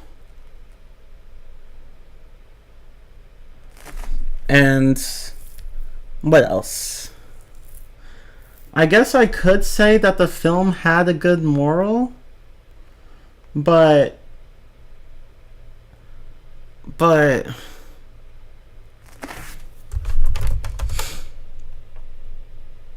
film had a good moral, though the poor writing screwed it up. And the moral was basically this. Don't let other people's perceptions of you define you.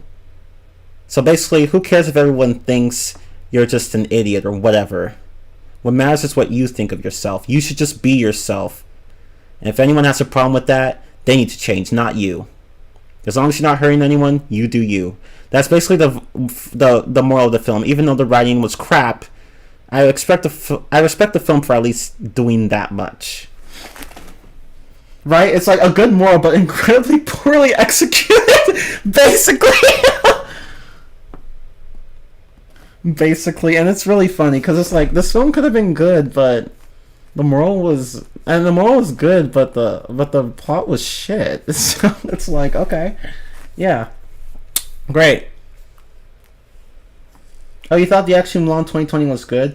It was good at some points. Like, it's just that the fight choreography in certain parts is just lacking, and the poor editing just doesn't really help. Like, that's the thing. Like, there are a lot of choppy shots in that movie at certain points. Like, there was just choppiness everywhere to the point where it was just hard to follow what was going on. But yeah, the fight choreography was overall okay, in my opinion. Could have been better, but it was overall okay.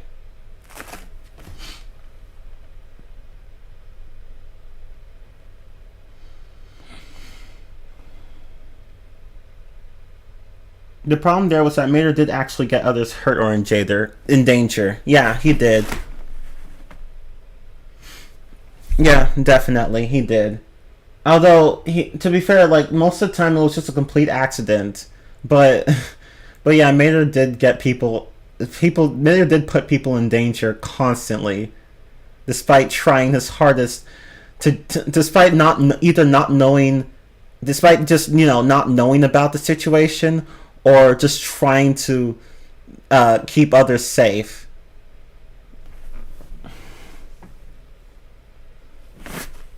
Yeah, the side characters were interesting. I will admit that. Like, the British spies were interesting. I don't remember their names, but they were interesting characters. And one of them even become, the girl Haley or whatever, the purple car. She becomes Mater's girlfriend at the end of the film. And I'm just like, oh, okay, cool. I mean, I didn't mind it, although it didn't really make too much sense. Like, there wasn't much of a build-up to it, but I didn't mind it. So, but yeah, the side characters are interesting. So, just a few of them, not all of them, I would say were interesting, but a few of them were. That one guy in Italy who talks to Lightning about his problems with Mater, he was interesting. But I think that's really it as far as this film goes.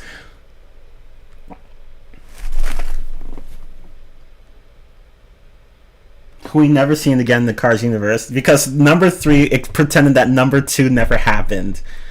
Well, we'll get to that in a moment. But yeah. But yeah. Anything else? The music? Well, the music was good. I like the... Oh, shit. I like the music. Plenty of good music to fit the great action scenes.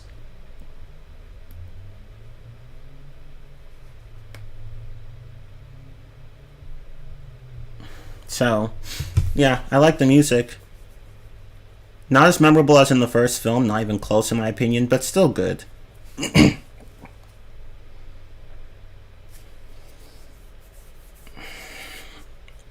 Is that everything? I think that's everything. I can't think of any other positives with this film.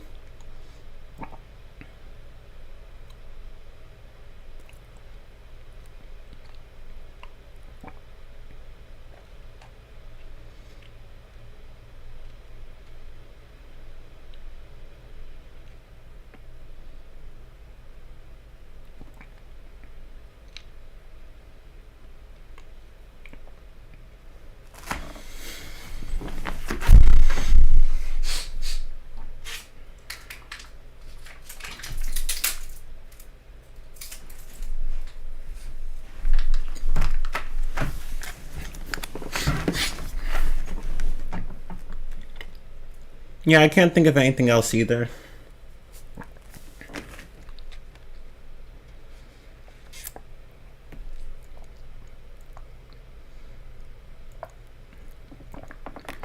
So, yeah, Cars 2. I wouldn't call it outright horrible, but it wasn't good. I like it, but it wasn't good. I liked it, but it wasn't good. It just wasn't. Objectively speaking, it's the weakest one in the Cars film, and it's not. And even if you ignore the other two films, it's still not a good movie in its own right. But that doesn't mean you can't enjoy it. I enjoyed it. So, I even today I still enjoyed watching it. So yeah. So yeah, the film isn't completely bad. It just wasn't very good. But if you like it, good for you. If you liked it, great. If you didn't, well, I understand why. Let's see. 1, 2, 3, 4, 5, 6, 7, 8, 9, 10, 11. Basically 11 negative points. 10 or 11 versus 6 good points.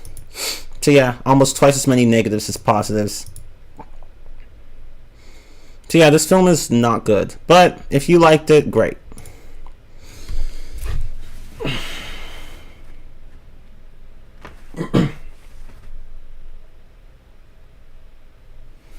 Yeah, I agree with that statement, Maple. The storyline of the first Cars movie game basically could... It basically felt like Cars 2 more than the movie did. Because it basically took place between that and the third movie, so having that be Cars 2, in a sense, would have made sense. Whereas the second one is just... I mean... It just doesn't work. It just doesn't work. I'm sorry, that's the thing about Cars 2. It just doesn't work. It should not have been a main film in the series. It should have been a side film at most, with some massive rewrites. But I still enjoyed it. Okay. Now, Cars 3! Cars 3. Yay! Okay, so, prior to the very recent present, I had never watched this movie. I knew it existed, but I never watched it. So I decided to watch it a few days ago. and I liked it. I thought it was a good movie.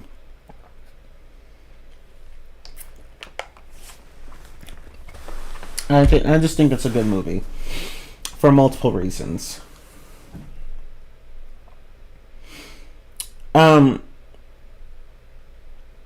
Like,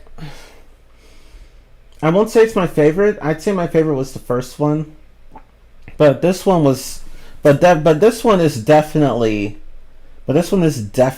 like great. It's still great. That being said, I agree that this one is better than the first one. I think that this one is better than the first one, but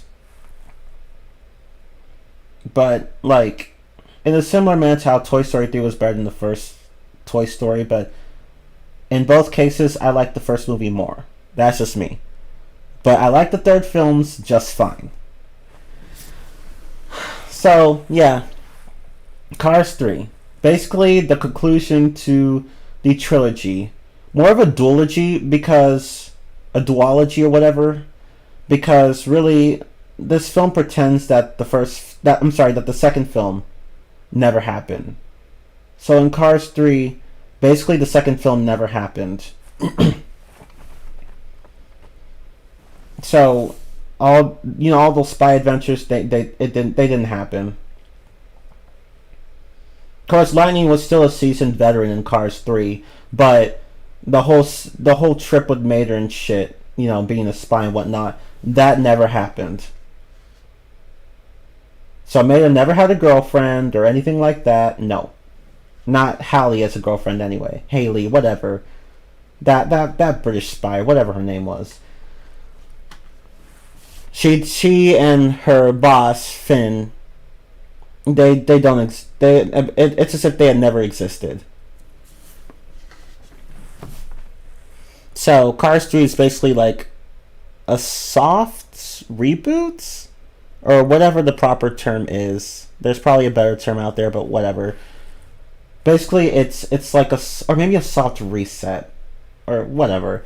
Basically, it just skips over the second movie, kind of like how Shrek 4 skips over Shrek the Third, like that.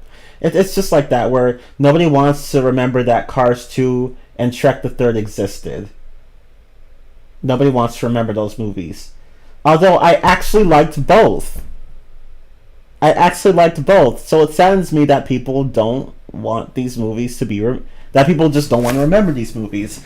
Granted, they're both not good, but, I mean, they still hold special places in my heart.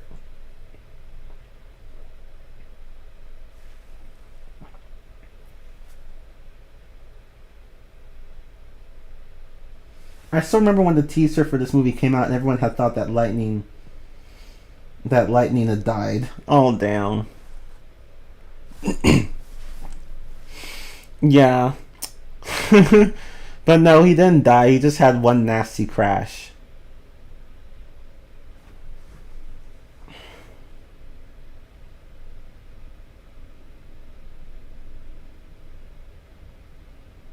Oh, hi, Gabe.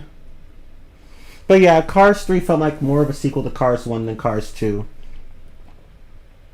So you could skip over Cars 2 and not have to worry about not being able to follow up with the plot. Not being able to, like, understand what's going on in the plot, I mean. But anyway. And yeah, this one focuses a lot more on racing than the first movie did, and the second movie by extension.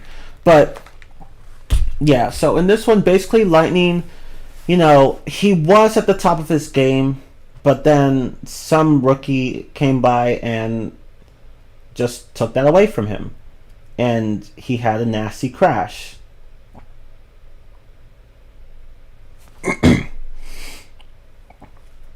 So, oof.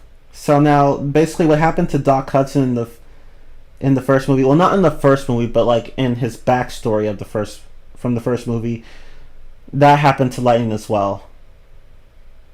So Lightning had a nasty crash, and now he was going through what Doc was going through, what Doc went through at um at back in his heydays. And now Lightning, he ends up being this. He was in this depressive slump because he didn't want what happened to Doc happen to him. That being, he didn't want to come back to the racing scene and not have anyone, welcome him with open arms or whatever. Because if you remember, Doc said that everyone in the when he went back to race after his nasty crash, which you actually get to see in this movie. You get to see how Doc crashed in this movie. Like when Doc went back to the racing scene, everyone was basically like, "Bye, your history." And then yeah, that was it. So Doc never even had a chance to say he was done with racing. It was basically racing was done with him. So Lightning's like, "Oh shit, I didn't want that to happen to me. I don't want that to happen to me." But then he gets an idea thanks to some emotional support from Sally, and he decides to go and start training to see if he can, get faster. But unfortunately, the training doesn't really go too well. Oh, and you get to meet a new character named, there's this new character. She was named Cruz, who was a trainer of race cars. But unfortunately, she's not perfect because, she the thing is that she had never been on any actual racing tracks before. Just simulated ones. So, yeah, so she ends up not being able to give Lightning the training he needed. She ended up failing him, so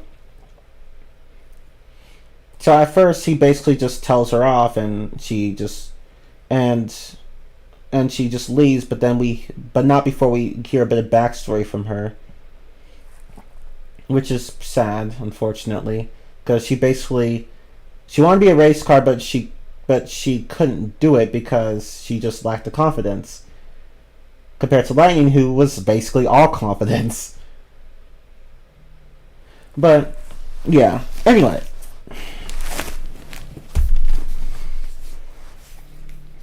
But yeah, throughout the movie, Lightning and Cruz, they get back together and then they go and find somebody who can help. Doc's old crew chief, Smokey. And yeah, you get to learn more about Doc's history here. You actually even get to see the town where he used to race, and you even get to see his fellow competitors who are also racing veterans. It's just really nice.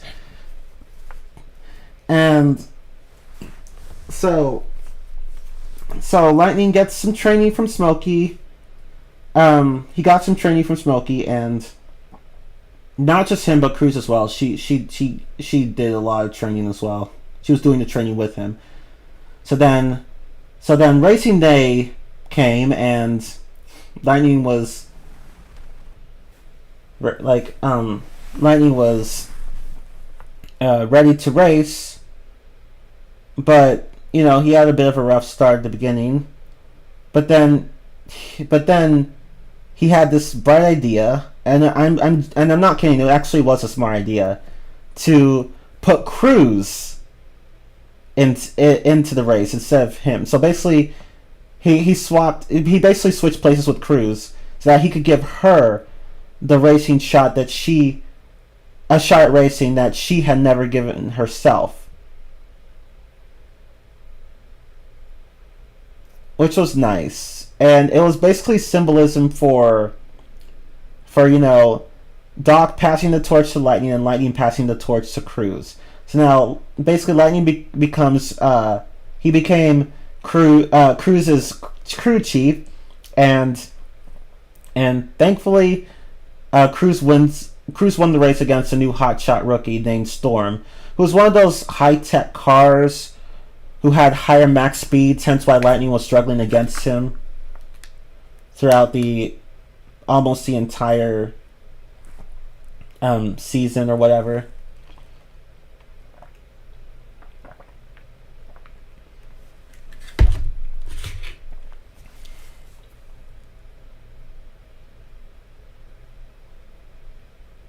But yeah, it was nice. Both Lightning and Cruz got character development, and Lightning was basically done with racing. He could have gotten back in, but he decided to give it up to somebody else, to somebody younger, and who had even more potential than him. So Lightning, in a way, got to decide when he was done with racing. He could have kept racing, but he decided to let Cruz do it instead, which is really nice. Again, Lightning passed the torch to Cruz just as Doc passed the torch to him. So yeah.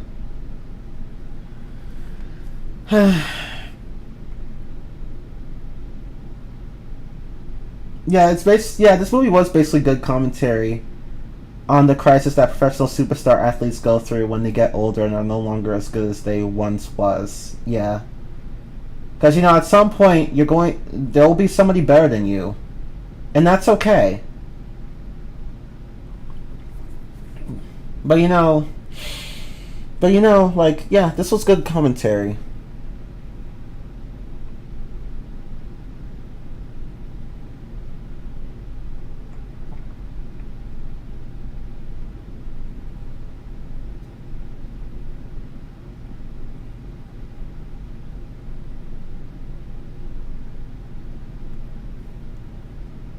Oh, that's cool. So Maple in the chat posted this story about this ball player who was basically experiencing the same thing as who was experiencing the same situation as Lightning in this movie, which I find pretty interesting. So yeah, basically, like, if you're a professional athlete, hopefully you get to decide when you're done with your sport and not have other people do it. Not have other people do it on behalf of you, like do it for you, like just like it's just like you should be the one to decide when you're done, not other people. That should be your thing, basically. Albert Pujols. I probably mispronounced that, but cool.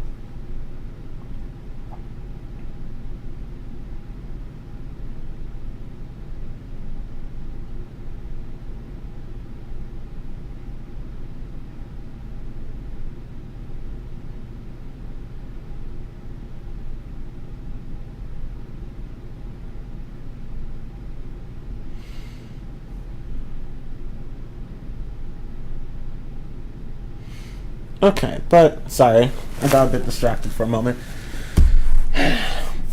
But yeah, good film all around. Positives. Okay. Really, this film is just very good. So let's just say it. The animation is amazing. It's amazing. I love it. Even better than the second film and the first film. It's just so good. It's so good. Clearly, Pixar upped their game with this one. They really knocked it out of the park. The animation just looks so good. It's just so good. Like, the lighting's great, the models are great, the environments are great, everything looks great.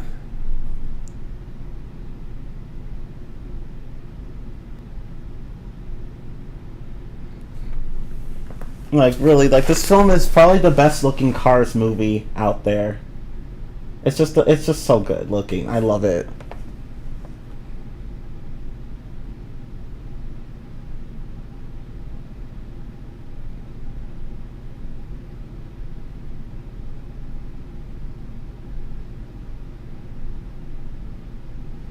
But, oh, I mispronounced his name. My bad. Anyway.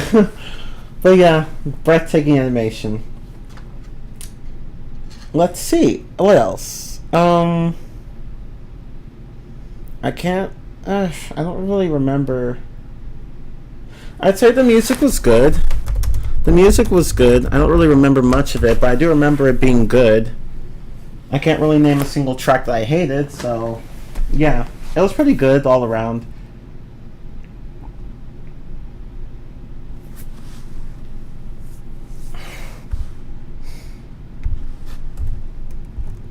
Man, gotta work on that.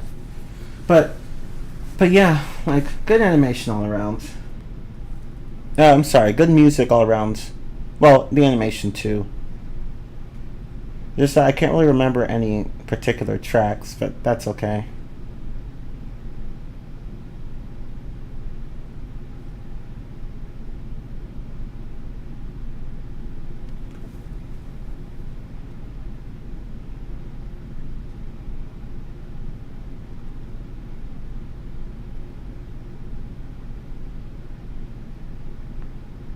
Um. Oh, I forgot to mention there was this one cool scene in the movie where uh where the hotshot rookie, what was his name, Storm, like he and Cruz were like neck and neck for the finish line, and then Storm like just forces Cruz against the wall. He forced Cruz against the wall. He was forcing her against the wall, but then Cruz used this technique, um, that where she bounced off the wall and then leaped over Storm, uh, and then just won the race. So basically, she basically just jumped over him and then crossed the finish line first, which I thought was pretty cool. She had learned that from watching Doc do it in a video, in an old video. So yeah, she was definitely learning along with Lightning. She definitely learned.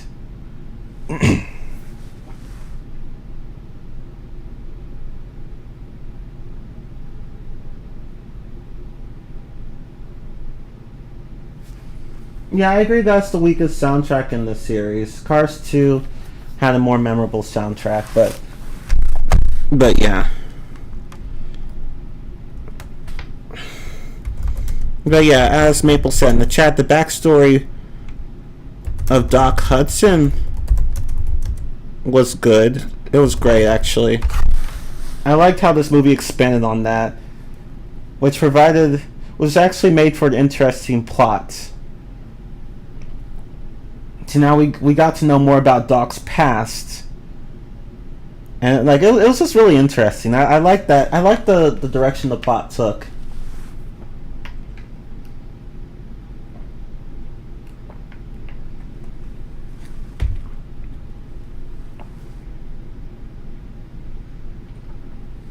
Like you get to see the track that Doc once raced on. You get to see all of his crew chief and all of his friendly rivals.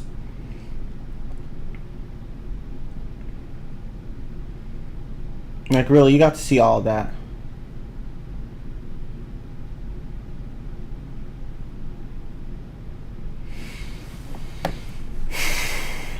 Like it was a very interesting. Oh yeah, you also got to see like, the flashback videos of the old videos of Doc Hudson's racing. Those are pretty cool. You even get to see when he crashed. But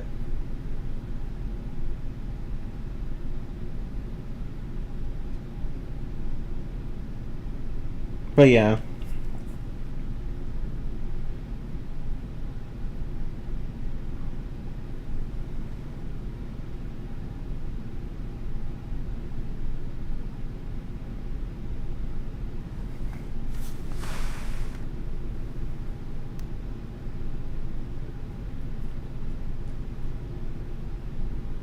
Yeah, it does feel like a legacy quill, doesn't it? Where it's like where the previous main characters act as mentors and teachers and pass the torch to the newer, younger, more energetic characters. Yeah, basically it's one of those passing the torch movies which I like. I like these kinds of movies.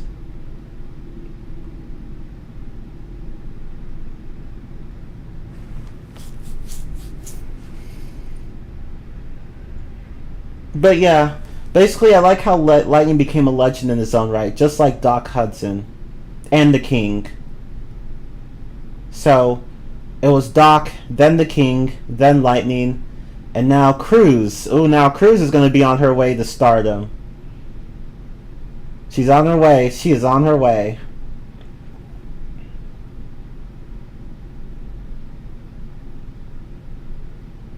I also like the little standoff between Cruz and Storm in like the final Piston Cup race. I found that funny. Cause like she was just sassing him and shit. It was funny. She's like, "Bitch, your max speed is 207, 208. Yeah, it's still too slow," or something like that. It was funny.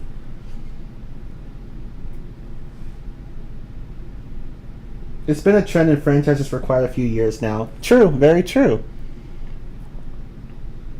Very true. And what I like about these movies is that they don't erase the legends of the past. Because no matter how many generations there are, legends will still be legends, always. Granted, they won't always be the best, but that doesn't mean that but they'll always be great, basically, you know? So yeah, now Cruz is the one with the torch. But that doesn't mean that Lightning and Doc and the King weren't great race cars, because they were. So, yeah. There was even that Terminator movie that came out that same year, but I think most people would rather forget that one. Yeah, forget. Yeah, this. Yeah, I've never seen any of the Terminator movies though, but yeah. Most people claimed it started with Star Wars: The Force Awakens, but I say it first came from Creed, the soft reboot of the Rocky series. Oh. Huh.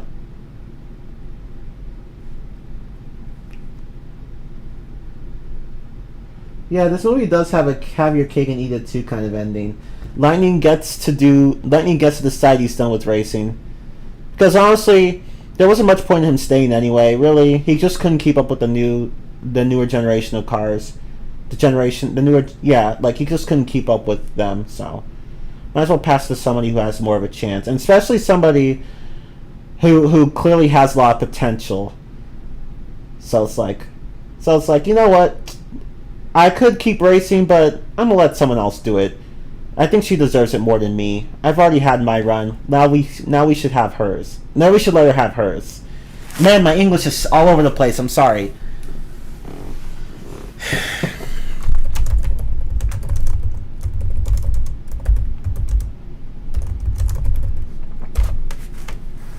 But yeah, like, but yeah, this whole pass the torch theme, that's been a thing for a while now. Naruto's done it as well. Naruto, you know that anime, it did that as well, several times over. And Boruto is doing it too. So Boruto, you know, sequel to Naruto, it's doing that too. But yeah, that's been a thing for a while now.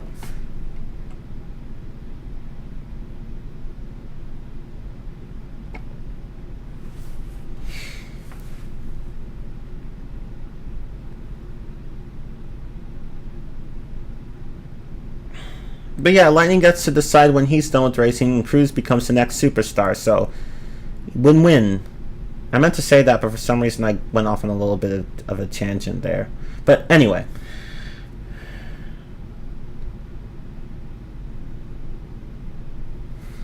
So animation, music, backstory, theme.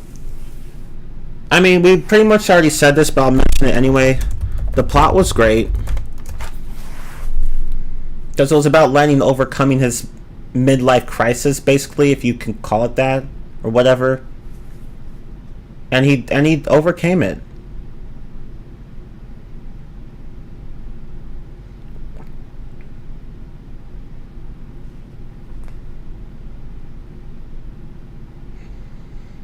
And what I really like is that and said like they made the the new young racer a girl, which I thought was a pretty interesting and clever writing decision. Because it's like, okay, we made it a guy this time, so now let's make it a girl. Which I thought was pretty cool. So it's like, okay, let's make it a girl this time. And it works out. So now Cruz gets to like kick ass on the racing scene. While being a potential inspiration to girls everywhere. So it works out. Because like one of Doc's rivals was actually a girl, and she was badass. So now Cruz gets to do that.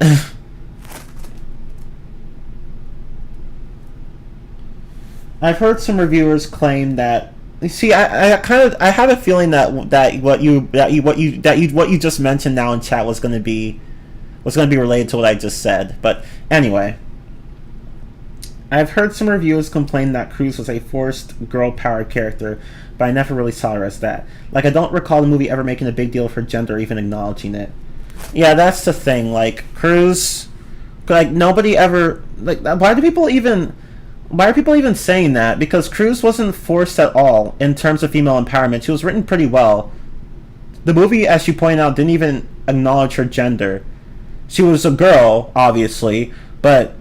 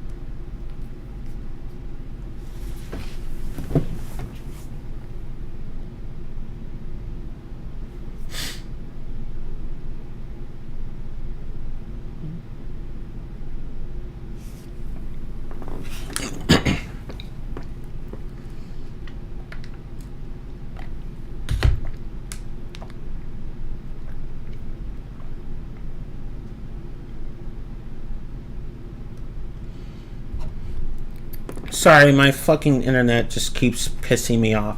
But anyway, as I was saying, yeah, the movie didn't even mention Cruz's gender at all. Like, literally nobody in the movie cared that she was a girl. So it wasn't one of those stupid forced female empowerment narratives. It wasn't. It just wasn't. So really, Cruz was basically female empowerment done right. And the movie wasn't even trying to tell a female empowerment story. Like, I don't even think...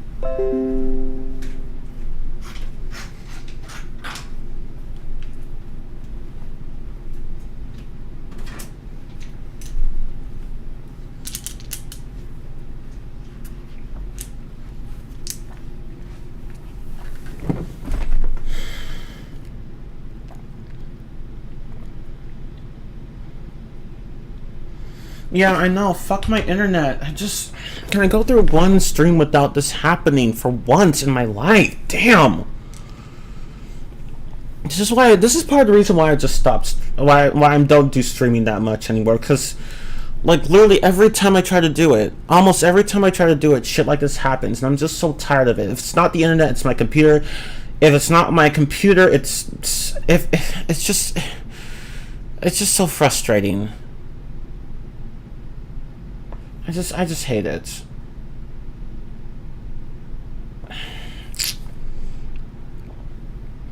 But I'm just gonna try to finish. Anyway, but yeah, so what you said here, Maple. One infamous movie reviewer claimed that Cruz was a Mary Sue because she won the race in the end. That doesn't make any sense to me. Did she not watch the scene where Cruz kept screwing up repeatedly and wasting a whole day of training for Lightning? Or that she was a professional trainer and worked with Lightning for at least 3 weeks? Yeah, I feel like the term Mary Sue gets thrown around quite a lot. See, the thing about a Mary Sue is that they can basically do anything with minimal effort or experience or whatever. So basically, whatever they do, they can just do it. Any obstacle is basically not an obstacle to them. Not much of one, anyway. But that's not what happened with this movie. Cruz isn't a Mary Sue. She wasn't a Mary Sue. She was a character who struggled just as much as Lightning did. Because remember, she did the training too. Like, she had problems with tracks that weren't simulated.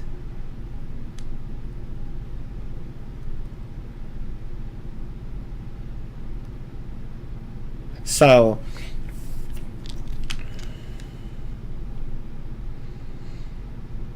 like, really, like, where's the Mary Sue-ness of her character? She did the training with Lightning. She was screwing up too. It wasn't just Lightning. And hell, like, she literally, as you pointed out, Maple, she literally wasted a day training with... Fuck this move.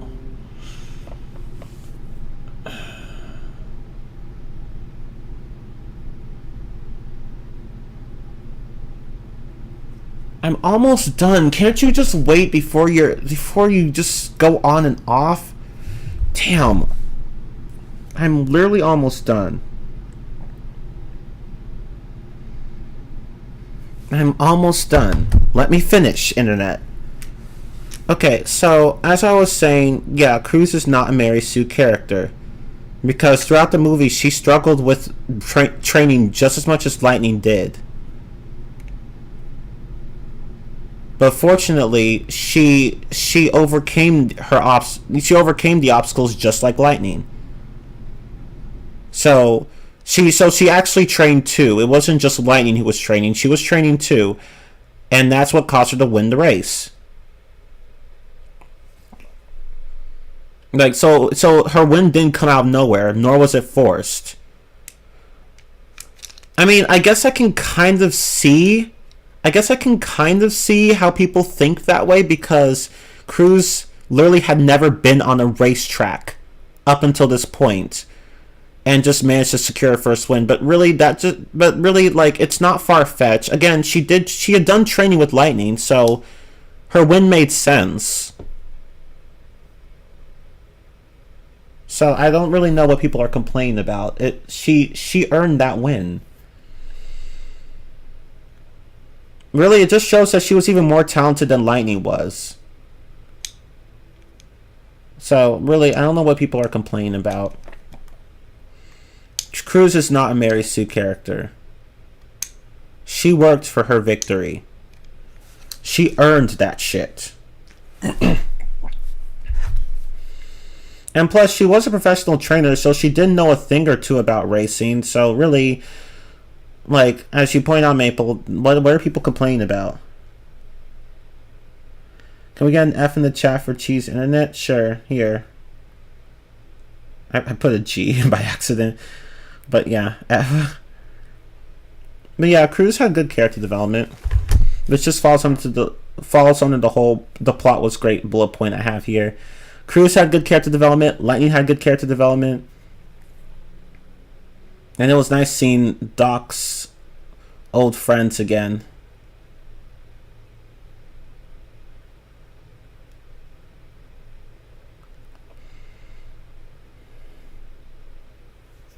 So yeah, great plot. So who's this movie reviewer? What was her name? Grace Randolph.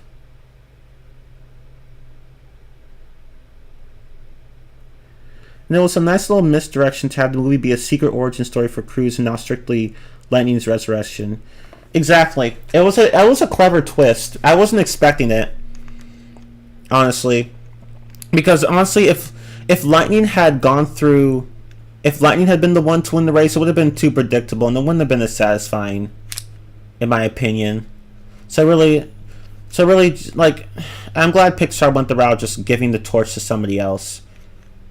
Just let Cruz do it. And let Lightning be the crew chief.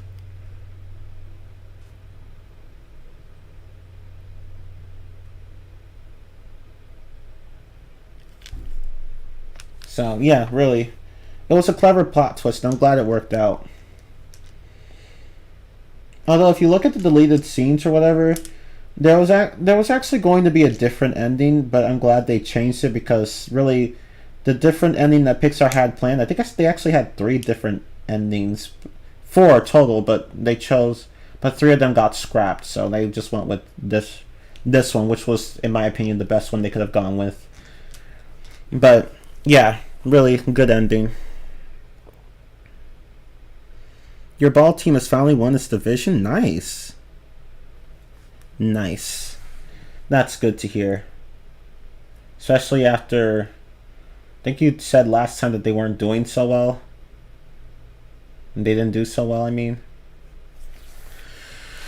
But yeah, great plot. Animation, music, backstory, theme, plot, character development, really.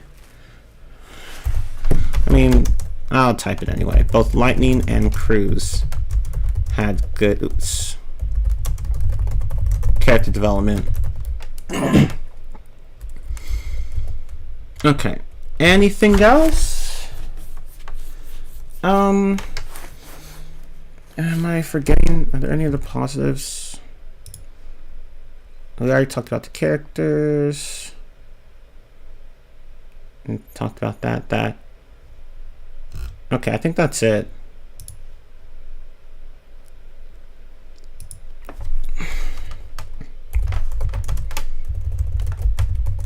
Doc's contemporaries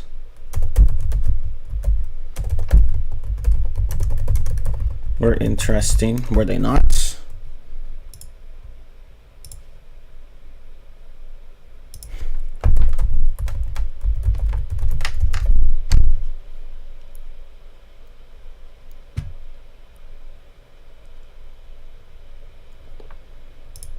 So yeah, I liked the whole backstory thing with Doc and his rivals. His contemporaries were pretty interesting.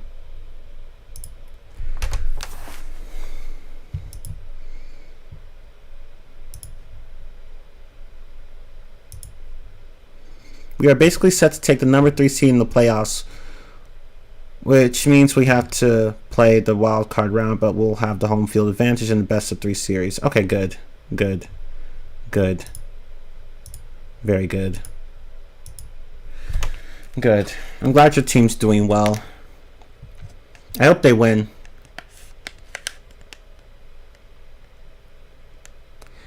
Anything else? I think that's all I can say regarding the positives. I can think of one negative, but am I done with the positives? I think I am.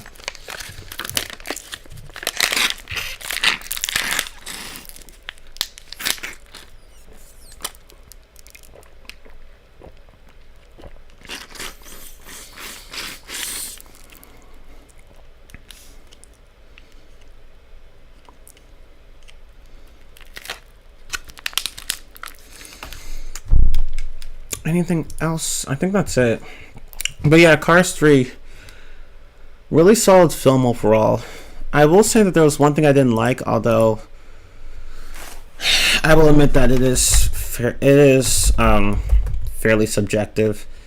The humor was lacking in this film. I'm sorry, but out of all the movies, this one was the least funny. Which isn't necessarily a bad thing. Like, I'm not saying that every movie in this series has to be really funny. It's just that, like, the jokes that this movie did have, for the most part, just didn't land. Some of them landed, but many of them did not. So, yeah. There were some funny moments, but there were also some weak moments regarding the humor. So, like, yeah, this film probably has the weakest humor out of all the movies. So, the weakest music and the weakest humor, actually. But that's okay. Because it actually manages to be the best out of all the movies anyway, so yeah.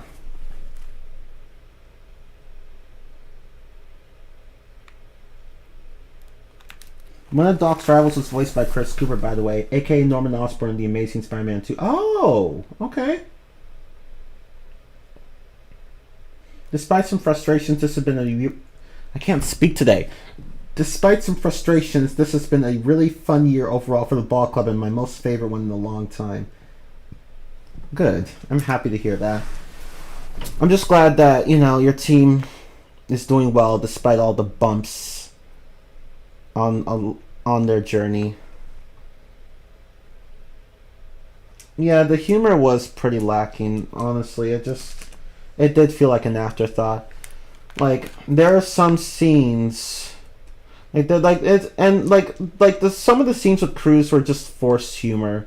Where I was just like, Cruz, fam, I love you, but you need to stop talking. Please. Just stop talking. I'm sorry, Cruz, just stop.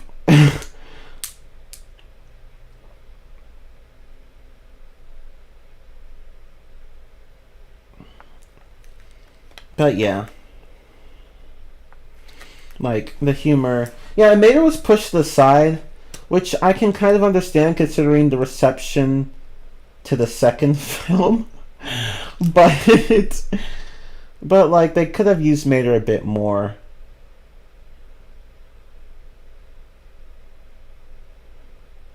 Like I feel like they could have put him to good use a bit more, but unfortunately they didn't.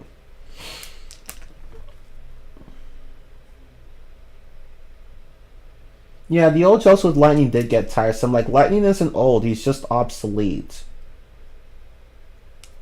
Like, literally, he wasn't even that old. Like, no one in their right mind would consider him old in that universe. He's not old. It had been several years after what? After what? Lightning's first Piston Cup? Well, the last race of his first Piston Cup season. So really, he's not that old. I'd have to assume that was probably at what? 7 years at most? I'm guessing.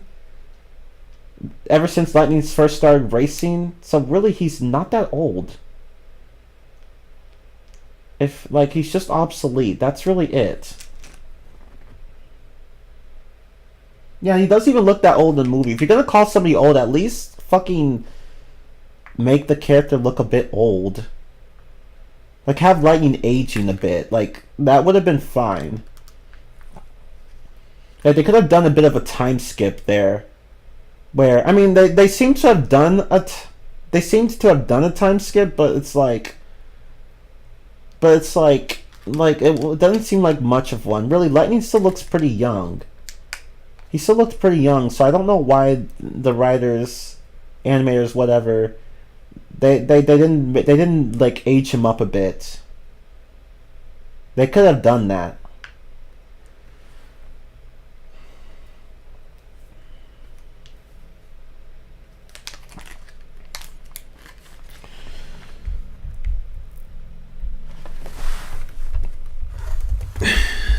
But yeah, Lightning was not that old. And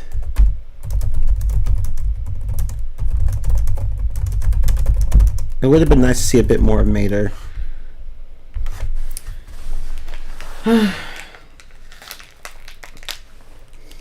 But yeah. But yeah, really, despite these flaws, Cars 3 was overall a pretty solid movie and a great ending to the series. Just a good send-off. Pixar wanted to end the series on a high note after the hot mess that was Cars 2, and after the stunning movie that was the first one.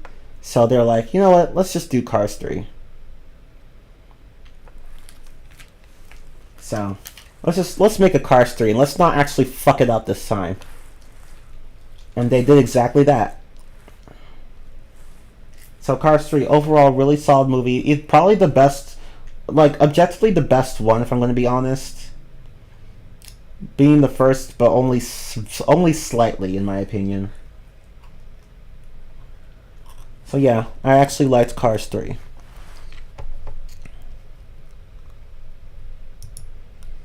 Okay, comments. Oops. Okay, so Cars 3 is objectively the best movie in the trilogy. Cars 2 is the weakest one. Cars 1 is the most nostalgic. So here are my ratings for these movies. I'd give Cars 1 an 8.5 out of 10, Cars 2 a 5.5 out of 10, and Cars 3 an 8.5 out of 10. I just tied Cars 1 and 3 because I think they're both great. I like the first one more, but the third one is technically better, but only slightly. That being said, I just decided to tie them both. I'll tie them, like just tie them. I might have a slight edge to I don't know. Like I feel like, yeah, you know, these ratings are fine.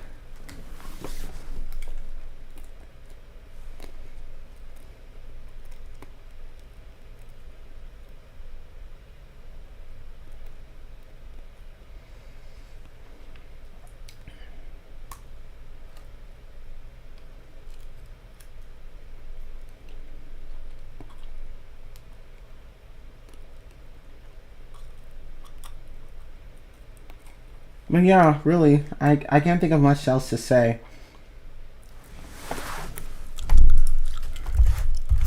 I liked all of these movies. I liked every single one of them. But Cars 2 is just the weakest one.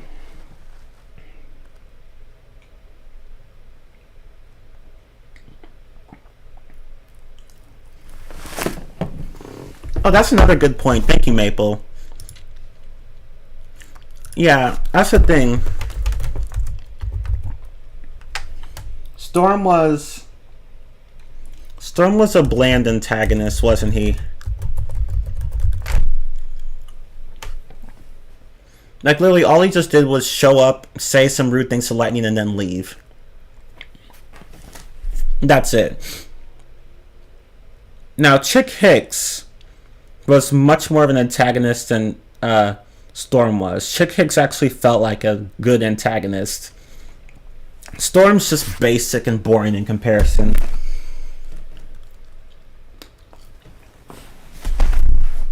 And it doesn't help that we don't even see... I can't remember, but I don't even think we see his reaction to losing the Piston Cup to Cruz. I can't remember. I think there was like maybe like just one quick moment, and then that was it. I can't remember though. But yeah, like it would have been nice to have a final scene with him. But really, we literally just skipped to Cruz's victory. Like we don't even get to see how Storm reacts. So, oops.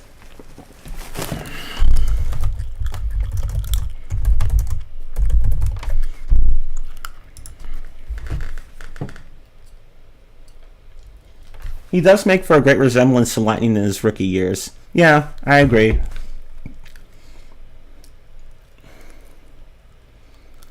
It would have been nice to see him actually acknowledge Cruz's skill and be humbled a bit. Or he could have just had a tantrum and left. I would have been fine with either reaction, but we don't even see him react though. Like, at least I don't think we do, so really it just felt like a wasted opportunity there.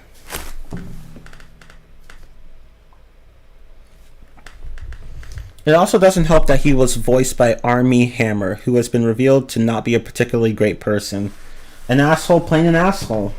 What else is new?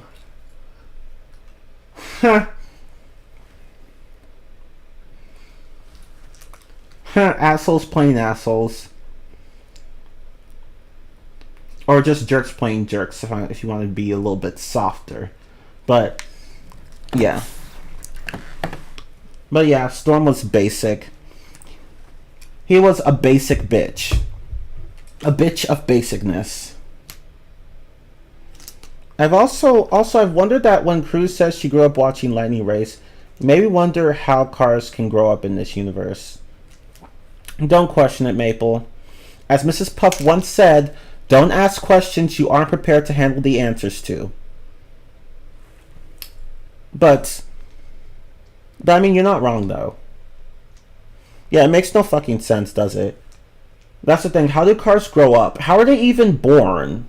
Although, I mean, you and I already mentioned this earlier, but I have to say it again. How the hell are they born?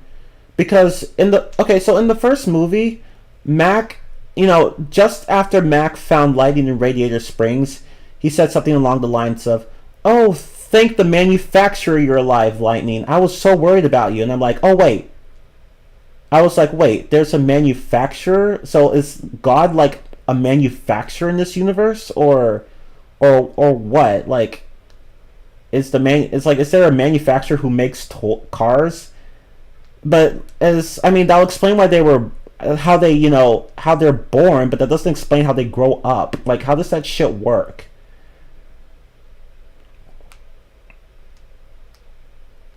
And really, like, there really should be anything other than cars in that universe, because it's like, because you have anthropomorphic planes and boats and trains, and I'm like, those have a lot less mobility than cars do. Well, trains and boats anyway. Planes, not so much, but they can't really drive everywhere like cars, so really, like, that just leads to some bizarre and sad implications.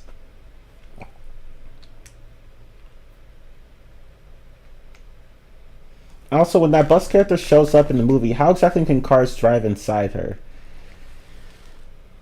Right? Because she said that she even mentioned a particular school district when she was yelling something in the audience, or to the audience, or whatever. She seemed to actually, she seemed to be someone who took kids to school. So I'm like, okay, so how do you take them to school? Because you can't really fit young cars inside of you. Adult cars certainly wouldn't fit, and young cars are they wouldn't fit either. So it's like, okay, so how the hell? Yeah, this world building makes no sense. Hey, I mean, at least it wasn't as bad as Cars 2, because Cars 2, the world building is just, it's just all over the place. Like, yeah, I get what you mean, Maple. Yeah, you're wondering how cars can ride inside a school bus.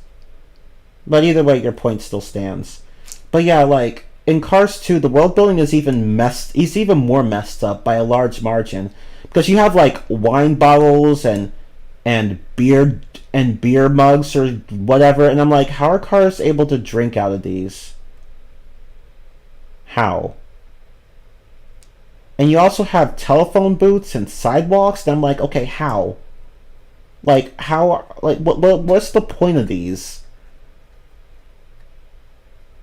Like, the world building in the first movie made a lot more sense, and in the third movie as well. In the second movie, the world building was just all over the place. It just made no fucking sense.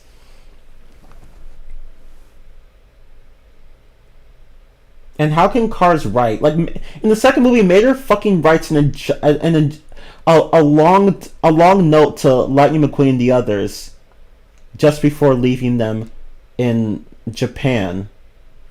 Like, how did he write all of that? Because cars don't have hands, they have tires. So it's like, how did Mater write all of that? Yeah, this is a series where you're just gonna kind of have to turn your brain off for it to make sense. Yeah, that's the thing. Like, these things don't necessarily bother you, but they're just really stupid. Like, they're funny to point out. They're really stupid. It's just one of those things where you just turn your brain off so you can just enjoy the story. And that's the thing about fiction. Sometimes you have to, like, throw logic out the window just for a premise to work. Although Cars 2 took it a little too far, in my opinion, but whatever. Cars 2 was always a mess. But yeah, like I'm fine with not everything making sense in fiction, because it's fiction. Sometimes you'll have to throw logic out the window just to make a storyline work, as long as you do it with moderation. Don't be like the Amazing Spider-Man 1, where you have contrivance upon contrivance upon contrivance upon contrivance upon contrivance. Just because it's fiction doesn't mean you can throw logic completely out of the window. Just a little bit. But anyway. But I don't think I have anything more to say about the films. I've never seen the Planes films. Again, I don't care to watch them. I'm thinking about watching them maybe for a Rantstream next week, but like, I don't know. It's like just these movies are kind of basic.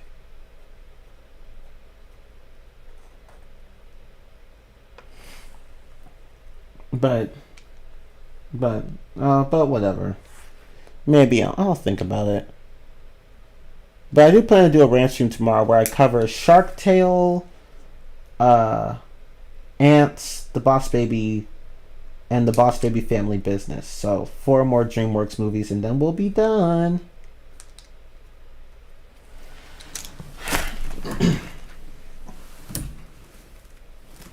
With that shit. Oh, those Mater's short films? I watched the Mater's Tall Tales shit. I remember those, Mater's Tall Tales. I remember watching those on TV. Some of them anyway, not all of them, some of them. Are they on Disney Plus? They probably are, I just haven't bothered looking. But I do like them. I liked watching them.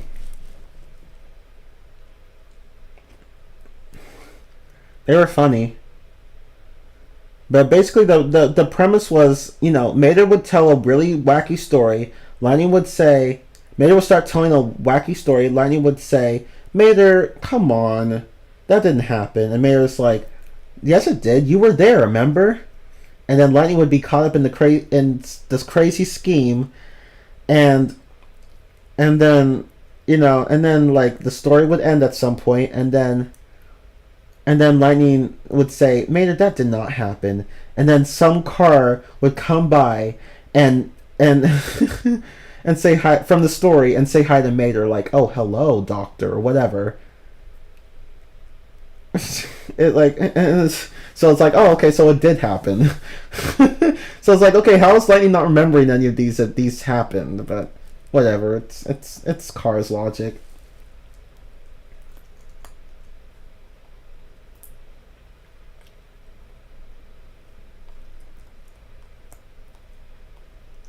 I should watch Cars on the Road.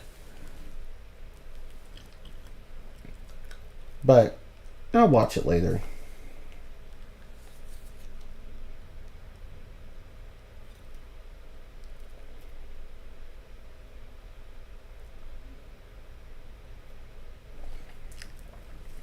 I saw all of them except for Moon Mater and Mater Private Eye on Disney Channel. Oh, okay, cool. Alright, well, I don't really have much else to say. So,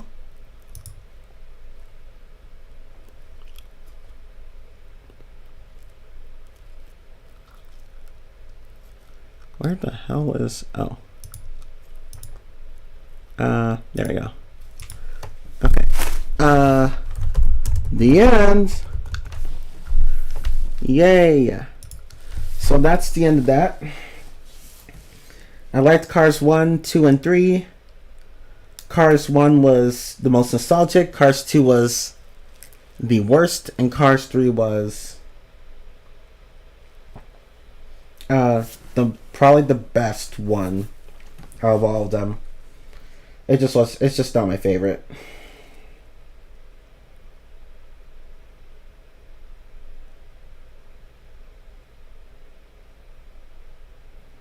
The one where Lightning jumped over the canyon, and then he was like, what happened? And then Mater said, you didn't make it.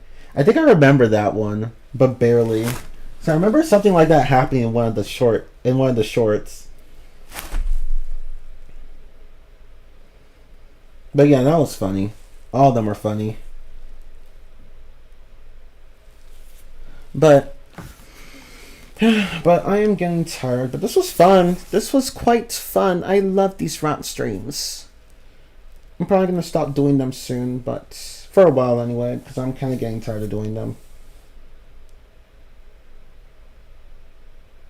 But I did have fun with this one. Does anyone have any final comments before I sign off for the night?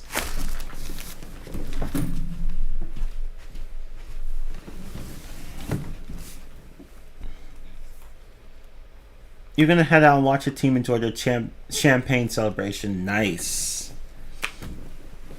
Good. But yeah, that's McQueen Owl.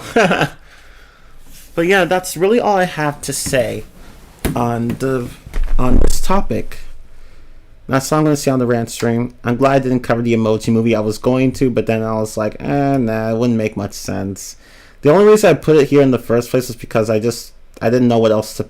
I didn't want to like put the movie by itself. I didn't know what else to pair... what other movies to pair it with, so I just chose this one.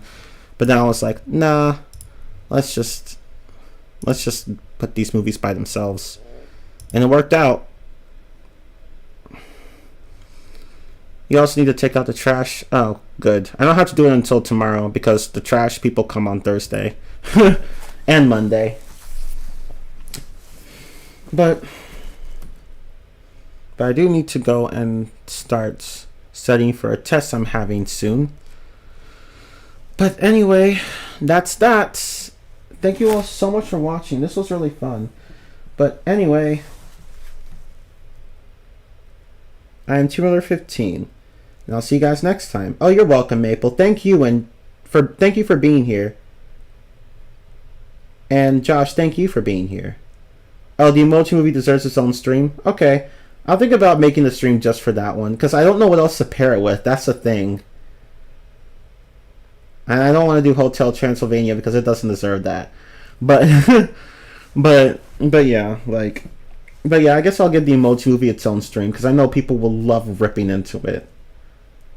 I'll just give it its own stream. That's a good idea. Thank you, Maple.